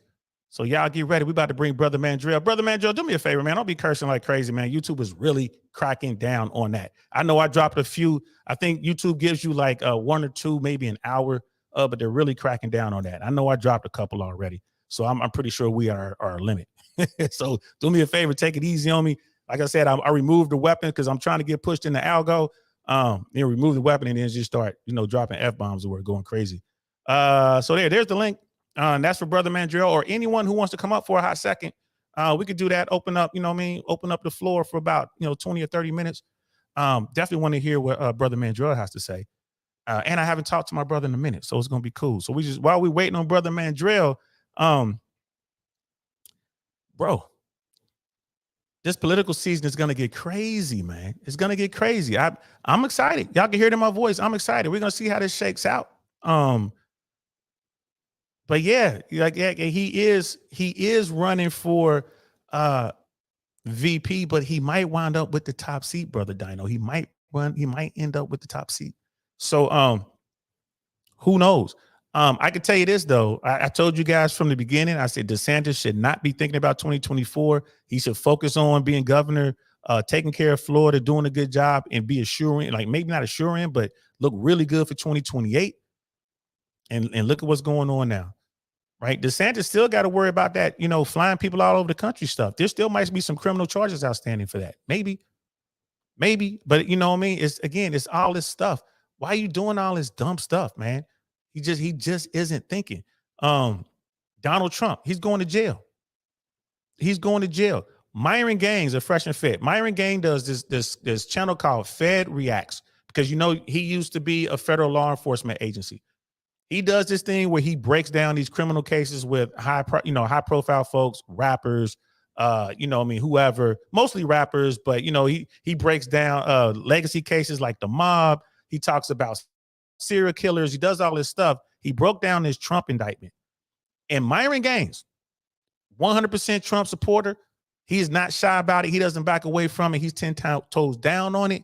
He said, based on the evidence, based on the affidavit, because he breaks down everything from his point of view as a former law enforcement agent. This is what he used to do. He used to write these affidavits. He used to have to go to court and all this. He was like, Trump is done. Trump is done. He was just like, bro, he's done. He was sitting there, he was shaking his head. He was doing one of these.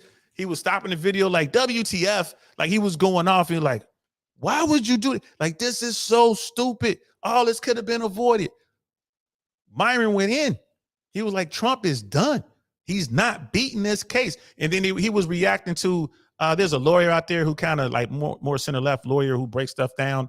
I think he's from the West Coast, Legal Eagle or something like that. He was breaking that down. And then that guy was like, well, Trump, for this type of crime, you're only looking at a max of maybe 10 years. Myron was like, nah, it's going to be way more than 10 years. And it's per count. It was like, it's going to be way more than 10 years. He was like, Trump is done. Trump is done. He's like, there's no ifs, ands, or buts about it. He's like, the United States government takes secrets very, very seriously. These laws are not to be trifled with. They don't play. And he went through the whole thing. He was reading the affidavit. He was reading the evidence that was in there. And Myron went a bit further and he said, look, here's the problem. He was like, the government kept out the most secret documents. Because a lot of that stuff is like top secret and above top secret. Myron Gaines had a top secret clearance. I had a secret clearance, right? I had a secret. I had, and a little bit above secret with FAA stuff, but not quite top secret, right? So he was saying, listen, the real damaging documents, they just didn't even include in this case. They just seized those documents, got them back secure, and was like, we hope no one dies behind this. We hope this information didn't get out. Because if they were to introduce this stuff to the case, they was going to have to give up evidence. A lot of the stuff was going to, have to be declassified so it could be discussed in court. And the thing is that it's not the evidence per se. It's not what the document says. The reason we keep them secret, and again, this is from Myron, the reason we keep it secret is because it will determine how we got that information. And that's the most important thing. Is like, look, it's not that, okay, these documents are secret, but Trump had documents that the reason the spies from all over the world wanted to see these documents so they can figure out who the moles are in their country, so people will get offed, and then people will know how we're getting our information as Americans. So that was why it was so dangerous. That's why America takes this stuff so serious. And that was the problem with Donald Trump. Donald Trump is done. Brother Meldrell is in the building, y'all. What's good, man? How you doing? How you doing? How you doing? DL? How you doing? I'm way better. Much gooder. Yeah, your presence has been missed. I was wondering, I even asked my sister, what DL been? Yeah, she told me. Oh, no. You know, she's like, I don't know. So I got to give him a call. Yeah, you should give him a call. Yeah, okay. Yeah, bro, I was down, bro. I was down, man. I was bed rest 2 weeks. I was down, but hey, man, I'm ready. I'm fit for duty now. I'm ready. I'm ready. How you been? Been all right. You know, working on starting my own YouTube channel. So there's that. I sell fitness and nutrition plans. So that's fully operational now. What I noticed? What you notice? I'll tell you later. Okay. It was about who actually buying them. I was like, okay. Dang, I'm like, huh, there's something to this. We don't buy fitness and nutrition plans. Right. Well, yeah, like you said, there's some other people do, but us, it's like. Yeah, we're gonna save that for I really want to know, because that's definitely gonna be right. Stuff.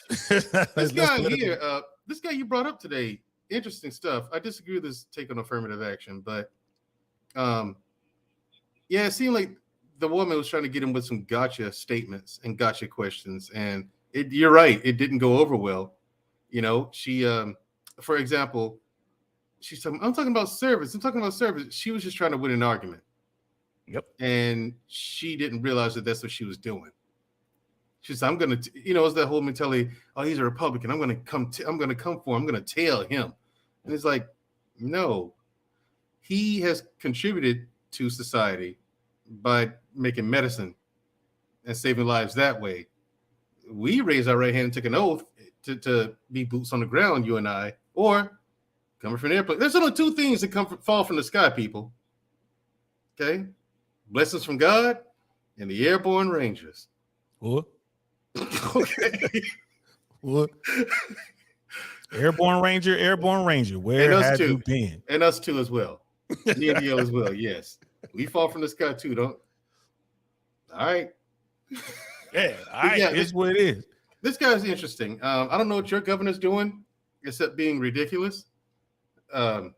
He gets worse and worse every week. It seems like it. I don't know what. And him. And then let's move on to Clarence Thomas. I never understood why this guy spoke out so vehemently against affirmative action when that's exactly how he got his seat on the Supreme Court. Facts. I never understood it. Facts. Like, bro, you kidding me? You wouldn't be there if it weren't for affirmative action. Right. And he spoke out against it so much. I was like, this doesn't make any sense. Like, he really does hate his own.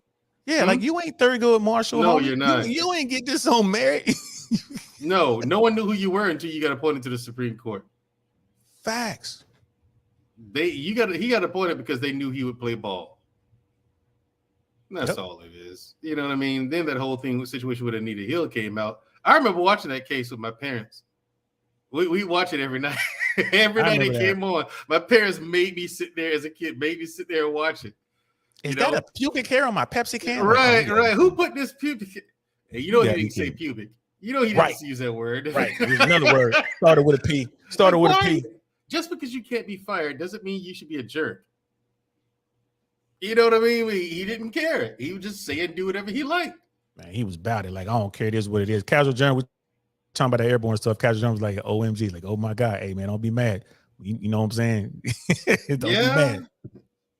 Don't be mad, Brother Dino. Yeah, Uncle Thomas. And again, this is coming from an Englishman. It's coming from an but here's what I found out about. There's another British guy, a brother, who watches your content. He's on your platform once. That's where I first got wind of him, here on your channel. Kings and Queens. Kings and Queens. Yeah, he was saying that because I've been to the UK. I didn't notice a race issue. I thought it was a good thing. I was like, you know what? No one's looking at me crazy. I mean, I guess they're used to black people around here, right? But listening to him, and then I got a friend of mine in Germany, and I called him up and asked him about it. He's like, yeah, it's a thing in the UK. I said, racism really that in the UK? He said, yep. Yeah, and I think it affects the people of West Indian descent as much. I think they are the de facto N-word over there. Yeah, exactly. And he was saying, yeah, man, it's a thing. Now, you being American, the second they hear you talking, to hear the American accent, they're like, okay, he's from America, whatever. But if you're from like West Indies or you from Africa, no, because his wife is African. My friend, Okay. Mo, he's in fact his old teammate from the army. His wife's African, and he was like, when we go over there, yeah, it's a thing. More Brother glass Dino, ceilings. They say they have more glass ceilings in the UK. More glass ceilings.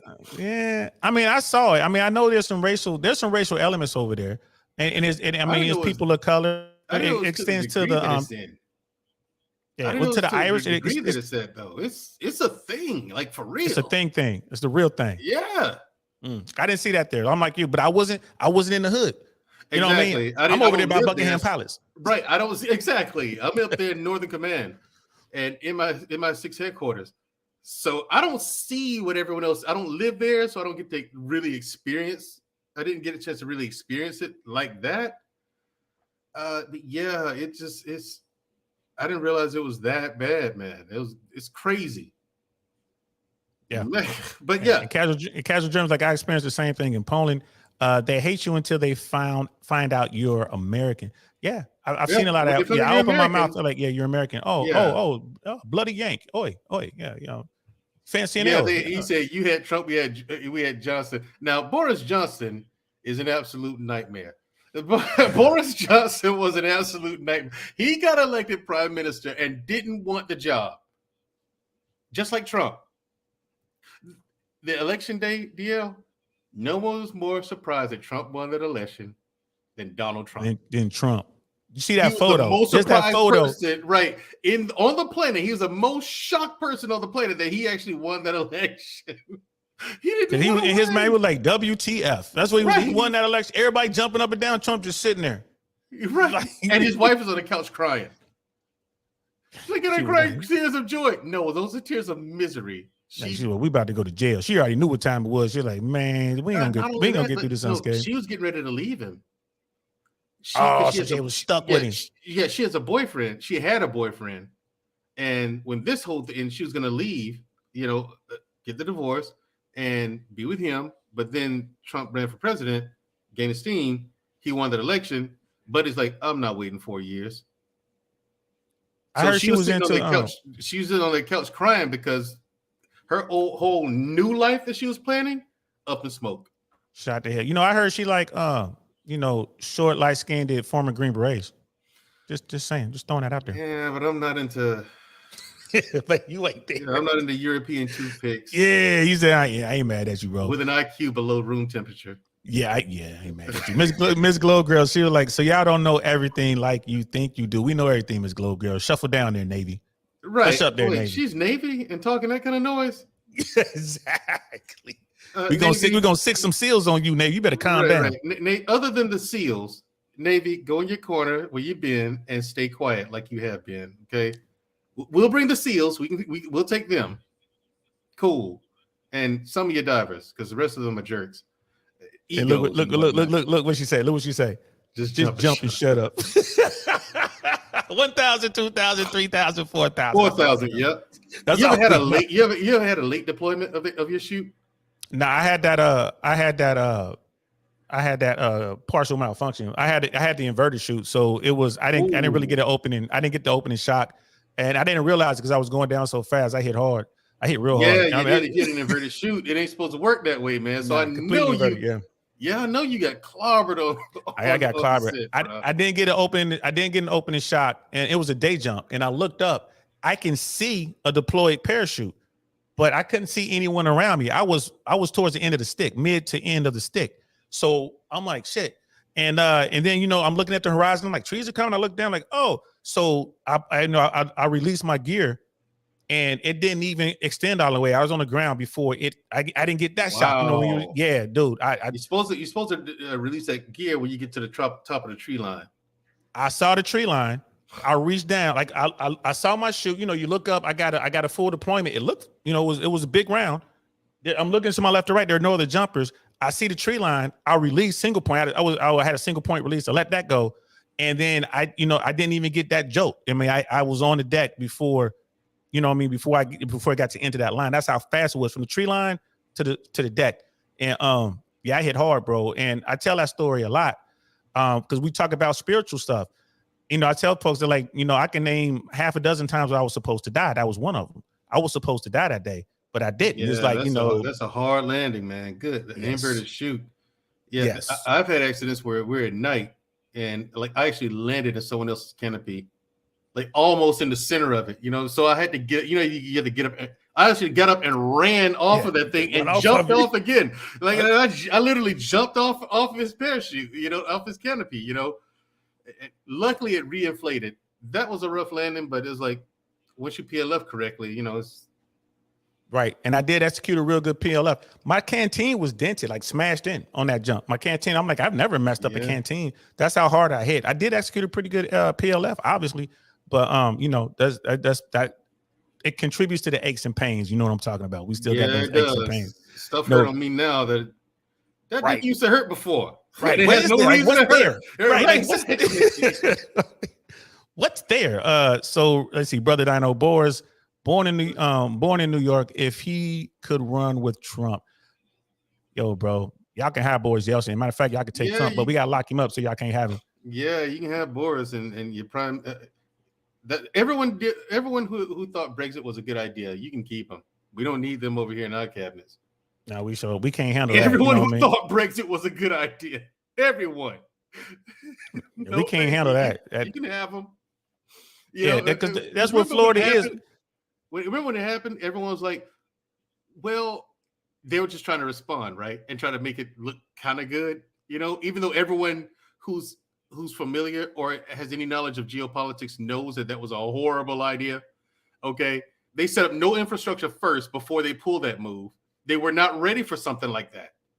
So you just broke away from the European Union and nothing in preparation for it as far as infrastructure, financial infrastructure.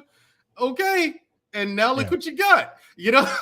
Yeah, it's kind of like California and extreme liberals. We want to go off of fossil fuels tomorrow. Like, okay, what are you going to use instead? Exactly. Exactly. I guess we're going to need some horses. We're going to need some goats. How you going to, you know, everybody gets we need a stagecoach out this joint. How you going to move around? You know? Everyone's like, well, wait, it might turn out to be a very good thing. You know, we just have to give it a chance. No, you should have said that before. I wanted to hear that in your debate for it. This is after the fact, and now you're just trying to paint over it. No, this is a horrible idea. Be careful what you ask for. And they got it, and now it's. And no, Boris didn't want the job because he don't want to deal with the backlash, the after. You know, you don't want to deal with the after effects of it. No one wants to do that. And then Brother Dino also, I asked about their prime minister. The prime minister Sunak is Hindu. He is finished next election. The Tory party have ruined the country after 13 years, mostly due to the Brexit nonsense. And this was in the chat before you even joined on here. Was it really? Yes. Yeah, I didn't even read that. But yeah, like I said, anyone to do it thought Brexit was a good idea. Sorry, my British brothers, y'all can have them. And guess what? You got to earn it. That's just the bottom line. You got to earn it. You know what I mean? And look at Miss Globe Girl. Navy moves in silence. You've obviously not partied with sailors. Ain't nothing silent about them. Ain't nothing silent except for the SEALs. No, they're writing books. They're doing television interviews. Well, I'm talking about on the mission itself. Them boys come in. Enough. Yeah, you boys and them SEALs, y'all come in like don't nobody know you there. Yeah, that's true. And then in the casual journey passes, Miss Globe Girl, Sister Globe Girl, some crayons. They put me in the corner too. Yeah, we putting all you legs in the corner, man. Y'all better all shuffle down. We ain't taking no prisoners today. Y'all know I'm amped up. We was talking about Cincinnati. Y'all got me. Let me go check. Where my blood pressure medicine? I'm just having fun. Y'all, was a joke. I'm fine. Just I'm taking my meds. Brother Dino, Brexit was a 6-year war in one party, the Tory, which ruined the country. we have had 2 prime ministers since Boris and would you believe? Yeah. Yes, I would. And then Yeah. here's the thing: the person who inherited the whole Brexit mess, Theresa May, she was worse. She was horrible. Everyone's like, "Oh, another female British prime minister." Like, okay, cool. At first, I was like, "Okay, cool. That's cool. You got a female, but you had Margaret Thatcher." So no The big Iron deal Maiden. there. They had the Iron Lady. Right. Let's hope she's not another Margaret Thatcher. Okay. Then Teresa gets in office and it's like, yo, what? Why? No, lady, stop it. It's like, cut it out. What are we doing here? lady? And then she quits. Well, we got this other guy. Right. You know what? Yeah, it's like, no, come on. Yeah, that's crazy. Miss Globe Girl's like, loose lips sink ships. We don't brag. Go Navy and Marine Corps. The Marines don't stop bragging, first of all. You know what I mean? There you go, exactly. They don't stop And bragging. you Navy people, you got nothing to brag on. See, I facts are facts. You know, what you gonna brag about? Got Bill Bottoms, got your name on your butt. You gonna brag about that? Right. I gotta look. I was gonna say I look at your butt to read your name tape. Why would you draw my eyes down there? I don't want to look at that. So how does that work, Miss Globe Girl, with sexual harassment and whatnot? He's staring at my butt. No, I was trying to read a name tape. Trying to read the name. You know what I mean? You know what I'm saying? Trying to read the name. No, but she told me they don't do that anymore. You know, I'm always on her about the name of your butt stuff. She's like, we don't do that anymore. Brother Dino, she was like, oh, Teresa makes 3 since Boris. He wouldn't even add. He was like, oh, that's right. He was like, you're right. We've had 3 since Boris, not 2. So so that's what's up. And like I said, politics is great. I just wanted to bring Mandriel up. Anything else you wanted to cover, bro? Before you wrap it up, I gotta do a set. Okay. I thought that was because Shu and I got a show in a little bit in a couple hours. But no, I was going to come up and say welcome back. Good to have you back.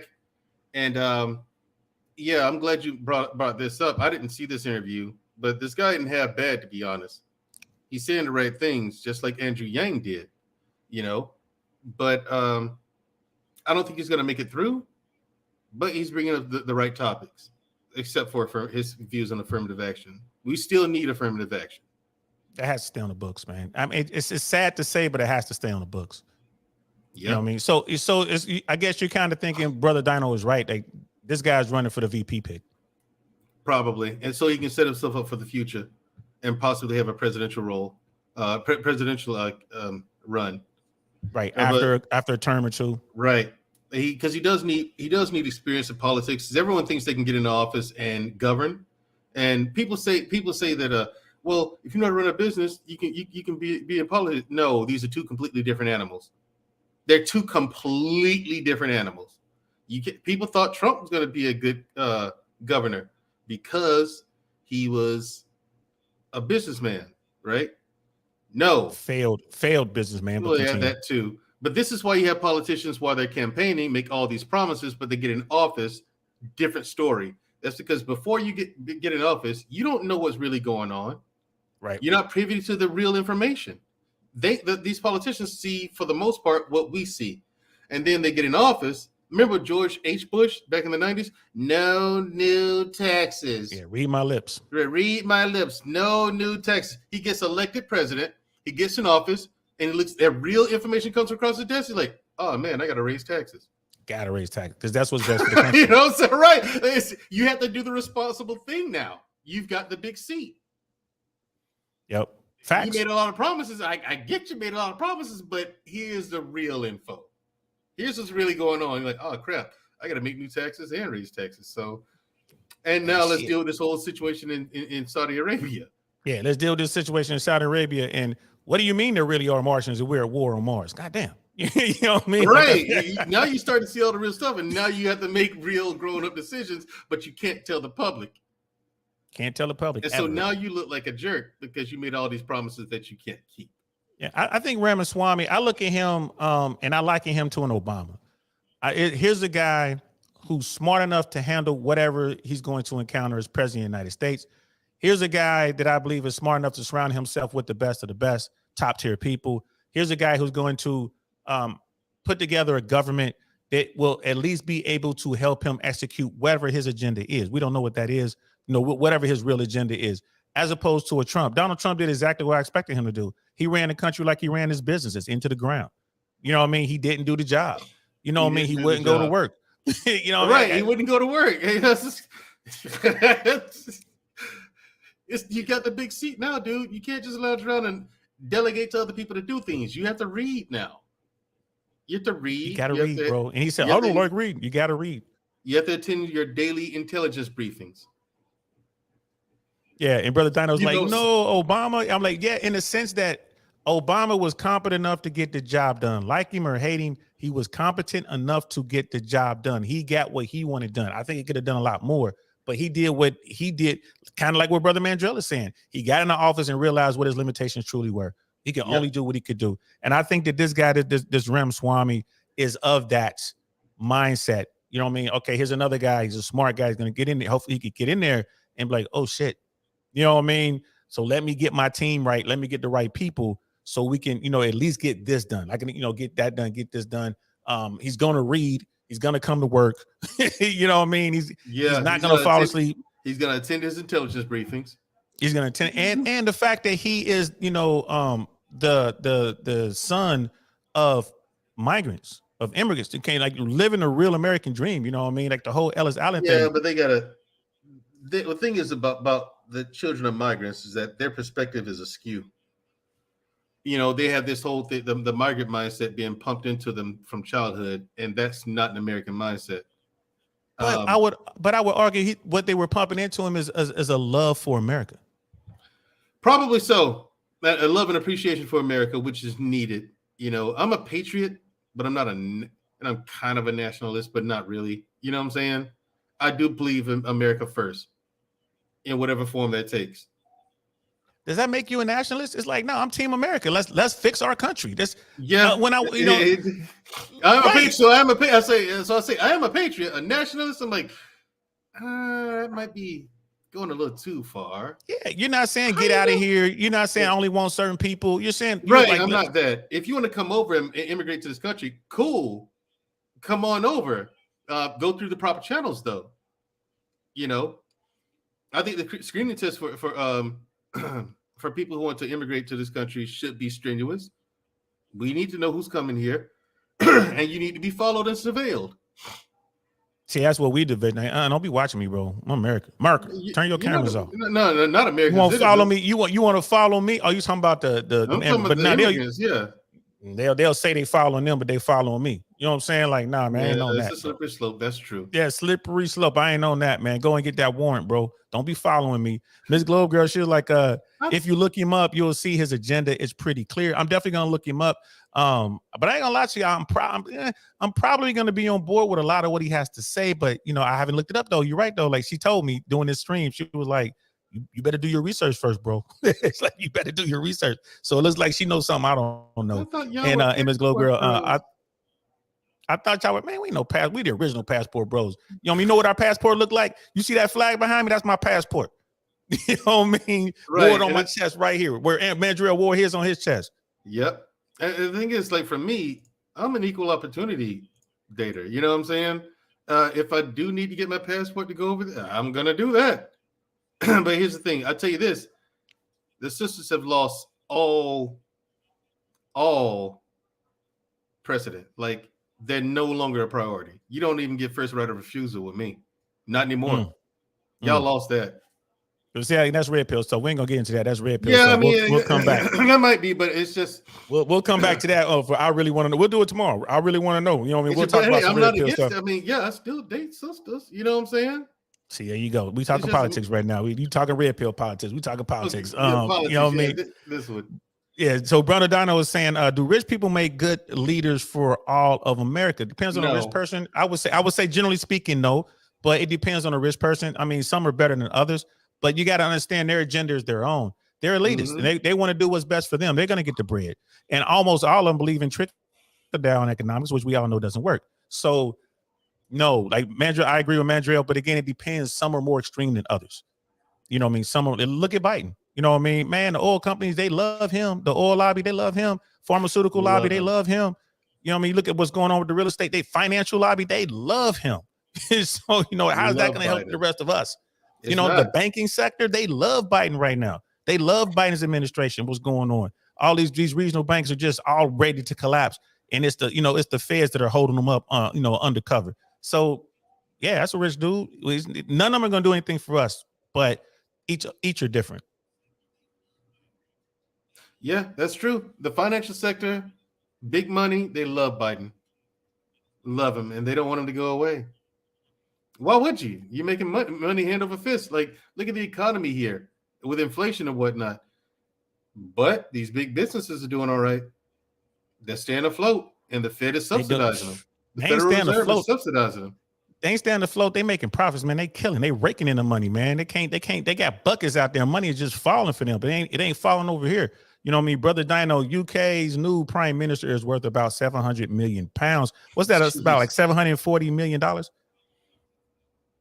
No, more than that. I think a British pound is almost $2. What? Yeah, one British pound is like when did that happen? It's like $1.90-something, man. What? Let me ask Rook. My dude Rook's in the house. Man. What's good, Rook? Rook, how much is the conversion rate? It's crazy. What's the conversion rate from the dollar to the pound, bro? How much is 700 million pounds, bro? Y'all know that's my brother Rook right here, man. He was like, look like I got here at the end again. He always catches the end of the show, man. But that's my homeboy. That's my guy. Let's see, Miss Globe Girl, America First, Nationalists, or Passport Bros.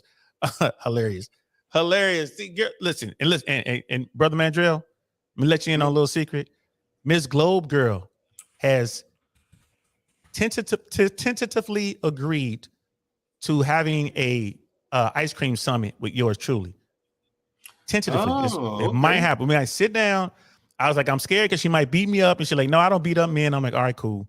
So we might sit down and actually have a summit. Y'all know I'm filming it.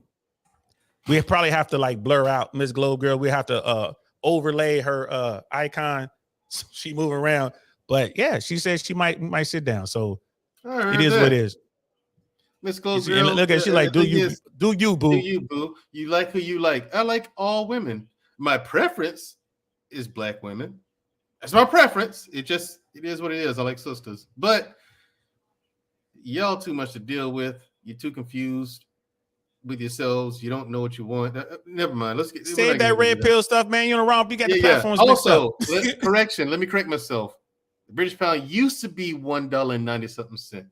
A few years ago. Here it is right here. Rook already put it up. It's a little less than it says here $1.27 equals Rook has $1 equals 78 pence or 78 cents. Yeah. So that's on $1. I'm looking here on Google. It says something different, but I mean, hey, we got to scour our information. But the fact is, the pound has taken a hit. It used to be like twice as much as a dollar. I was like, I know it's taken a hit recently. And again, all that's thank you. Hey, thank you, Brexit. You know what I mean?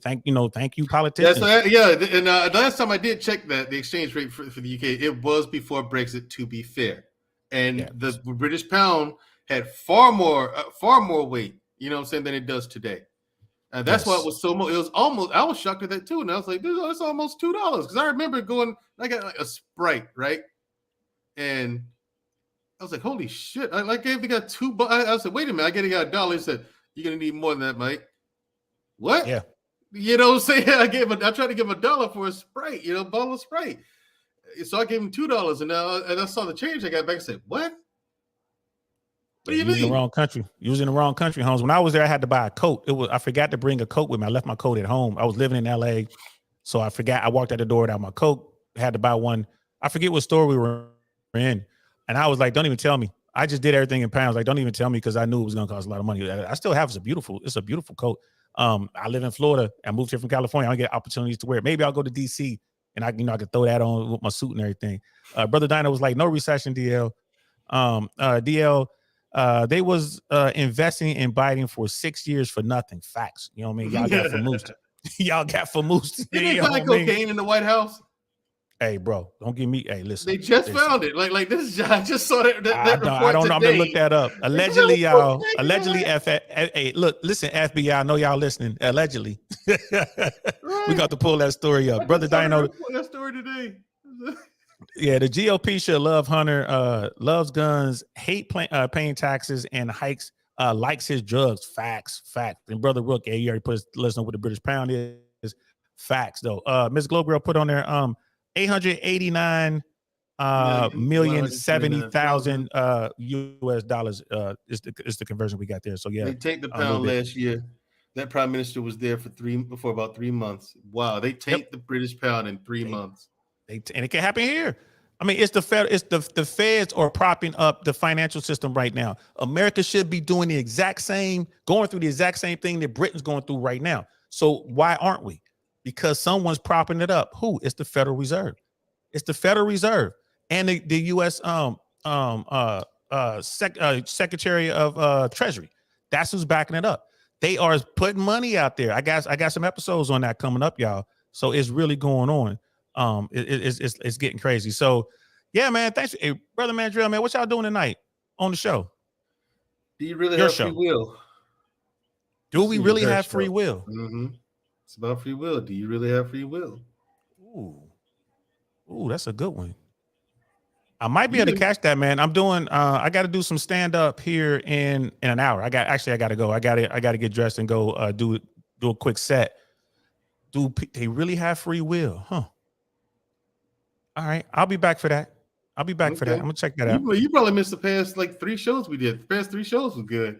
I did one show where it was the whole show was pretty much an exercise in thinking in a solutions-based format. Thinking solutions-based. And man, I told people, look, if you don't have a solution, don't come on the panel. Don't bother. I'm going to take you down if you don't have a solution. People came up there and the first thing he did, this is not a problem that can be solved. There's no solution to it. I'm like, oh my God. You got to sit down and think through. Yeah, so just think about it. Just come up with a solution. Can you actually solve the problem? That's not the point. Just think of a solution, please. Here's a solution. Let's get this a shot. Will it work? It doesn't Don't know. matter. I'm like, oh my God. I had a hard time just getting people to do that. It was crazy. Well, I'll hit Team Replay and check it out, man. Like I said, I got to run. I got to. Have been good, but yeah, check those out when you get a chance. Yeah, I'm gonna check those out. I will definitely be there. I will definitely be able to catch it before the end of the show. I'll be home and plenty of time to catch. Well, you know what? I'm supposed to. Yeah, I might catch it from my car because there's another place I'm supposed to go tonight as well. Damn it, you know what I mean? But I'm gonna rock it out, man. I'm definitely gonna. If I'm not sitting here, I'll at least be in the chat, say what I gotta say, and do what I'm moving the way I'm moving. But yeah, I'm getting back on schedule, man. We're gonna make this happen. I'm gonna give you the last word, and we're just gonna close out, man. All right, no problem. Thank you. Well, welcome back, DL Saint. Once again, shout out to the chat. Shout out to the platform. So, people, when it comes to voting for politics, I'm an issues voter. I'm not on one team or the other. You know, because that's where you get in trouble and end up voting for the wrong person. The right man for the job, man or woman for the job. That's where I am. And I do like a lot of this guy's policies, I disagree. I do disagree with him on his stance on affirmative action. We still need it because there's some people out there still in positions of power where if you don't force them to do it, they won't do it. They won't be fair about it. So there's that. And Trump is probably going to jail, people. He really is. Hard to believe. I don't think he's going to end up in prison, but we'll see. Other than that, catch myself and my sister tonight on the Black Man Unfiltered Network. We're going to be doing a show tonight. It's called Unapologetic with Mandrill and Shushu. Shushu is my younger sister, and she's also my co-host for our show. Tonight we'll be talking about trying to figure out an answer for the question, do you really have free will? So that's at 8:30 p.m. Central Standard Time, U.S. So if you have a chance to make it out there and make it to the channel and see us, come check us out. And that's what's up. And if you miss Shushu, if you miss Mandrill show, you can catch Shushu here tomorrow at 7:00. It's going to be I Really Want to Know podcast featuring Shushu. We always have a good time. So I hope to see you guys on both platforms. Brother Rook, this is my dude right here. Y'all actually in real life, y'all probably meet one day. Rook, Mandrill's a former Green Beret, and he's going to be. He lives. Actually, he's going to be living close to where you're talking about living, not too far, man. He's in like southeast portion of America, and bro.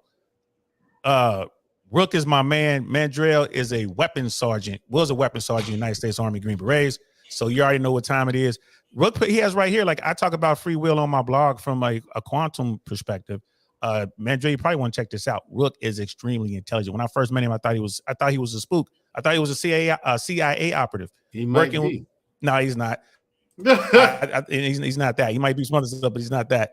I thought like, man, Rook, you know, he's with the organization. What they call it, the outfit. He's with the outfit. We're gonna read this last chapter and then we're done. Yeah, he's with the agency. Ms. Glover at Dino Dinosaur.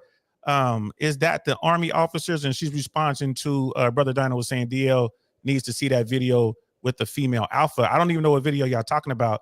And Ms. Glover saying that she's an Army officer. I'm gonna have to look that up. Where do I find that, bro? She has the long hair and the cap. I don't know who that is. Yeah, she's interesting. DL would love to talk about her. I would. If y'all say I should check her out. We should check it out. Brother Dino saying, see you later, Mandrells. Ms. Glowgirl, she was like, maybe they know her from the EMY. I don't, maybe. You know what I mean? You do you. Like he laughing. He's like, I mean Army. We know what you mean, love. I'm gonna have to find her. The female alpha. I'll type it in there and see if I can find it. It says she's hilarious. She's been hurt big time. I'm gonna look that up. I haven't seen this female alpha. Have you seen this female alpha thing? No. Mandrell? Oh, no. We're gonna have to find it. Let me know. Brother Dino, hit me up, man. Hit me up on Instagram, man. Shoot me the link so I can check that out and I'll talk about it. Absolutely. That sounds like it's a red pill topic. Thanks for y'all for rocking out with me. Brother Dino, Ms. Glow Girl. Thanks for holding my feet to the fire. Like I said early.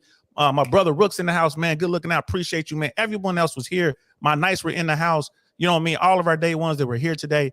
Thanks for rocking out with us, man. We're finished. I gotta go, y'all. I gotta go do some comedy. I got a show the 7th and 8th in St. Pete. I'm being featured. I'm part of it's like the show, y'all. Is my comedy thing is doing this thing. So I got to work out some bit. I got 3 minutes. I need to go work out at this open mic.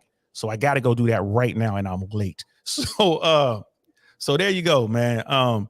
Thanks for rocking out with me, man. This right here, this is Brother Mandrell. I'm DL Saint, and this is the Downrange Podcast where we talk nothing but politics. I appreciate each and every one of y'all. Thanks for rocking out with us. Brother Mandrell, thank you for coming up here and helping me out. We are out of here. Oh, my pleasure, bro. Peace. Darn, that's the end.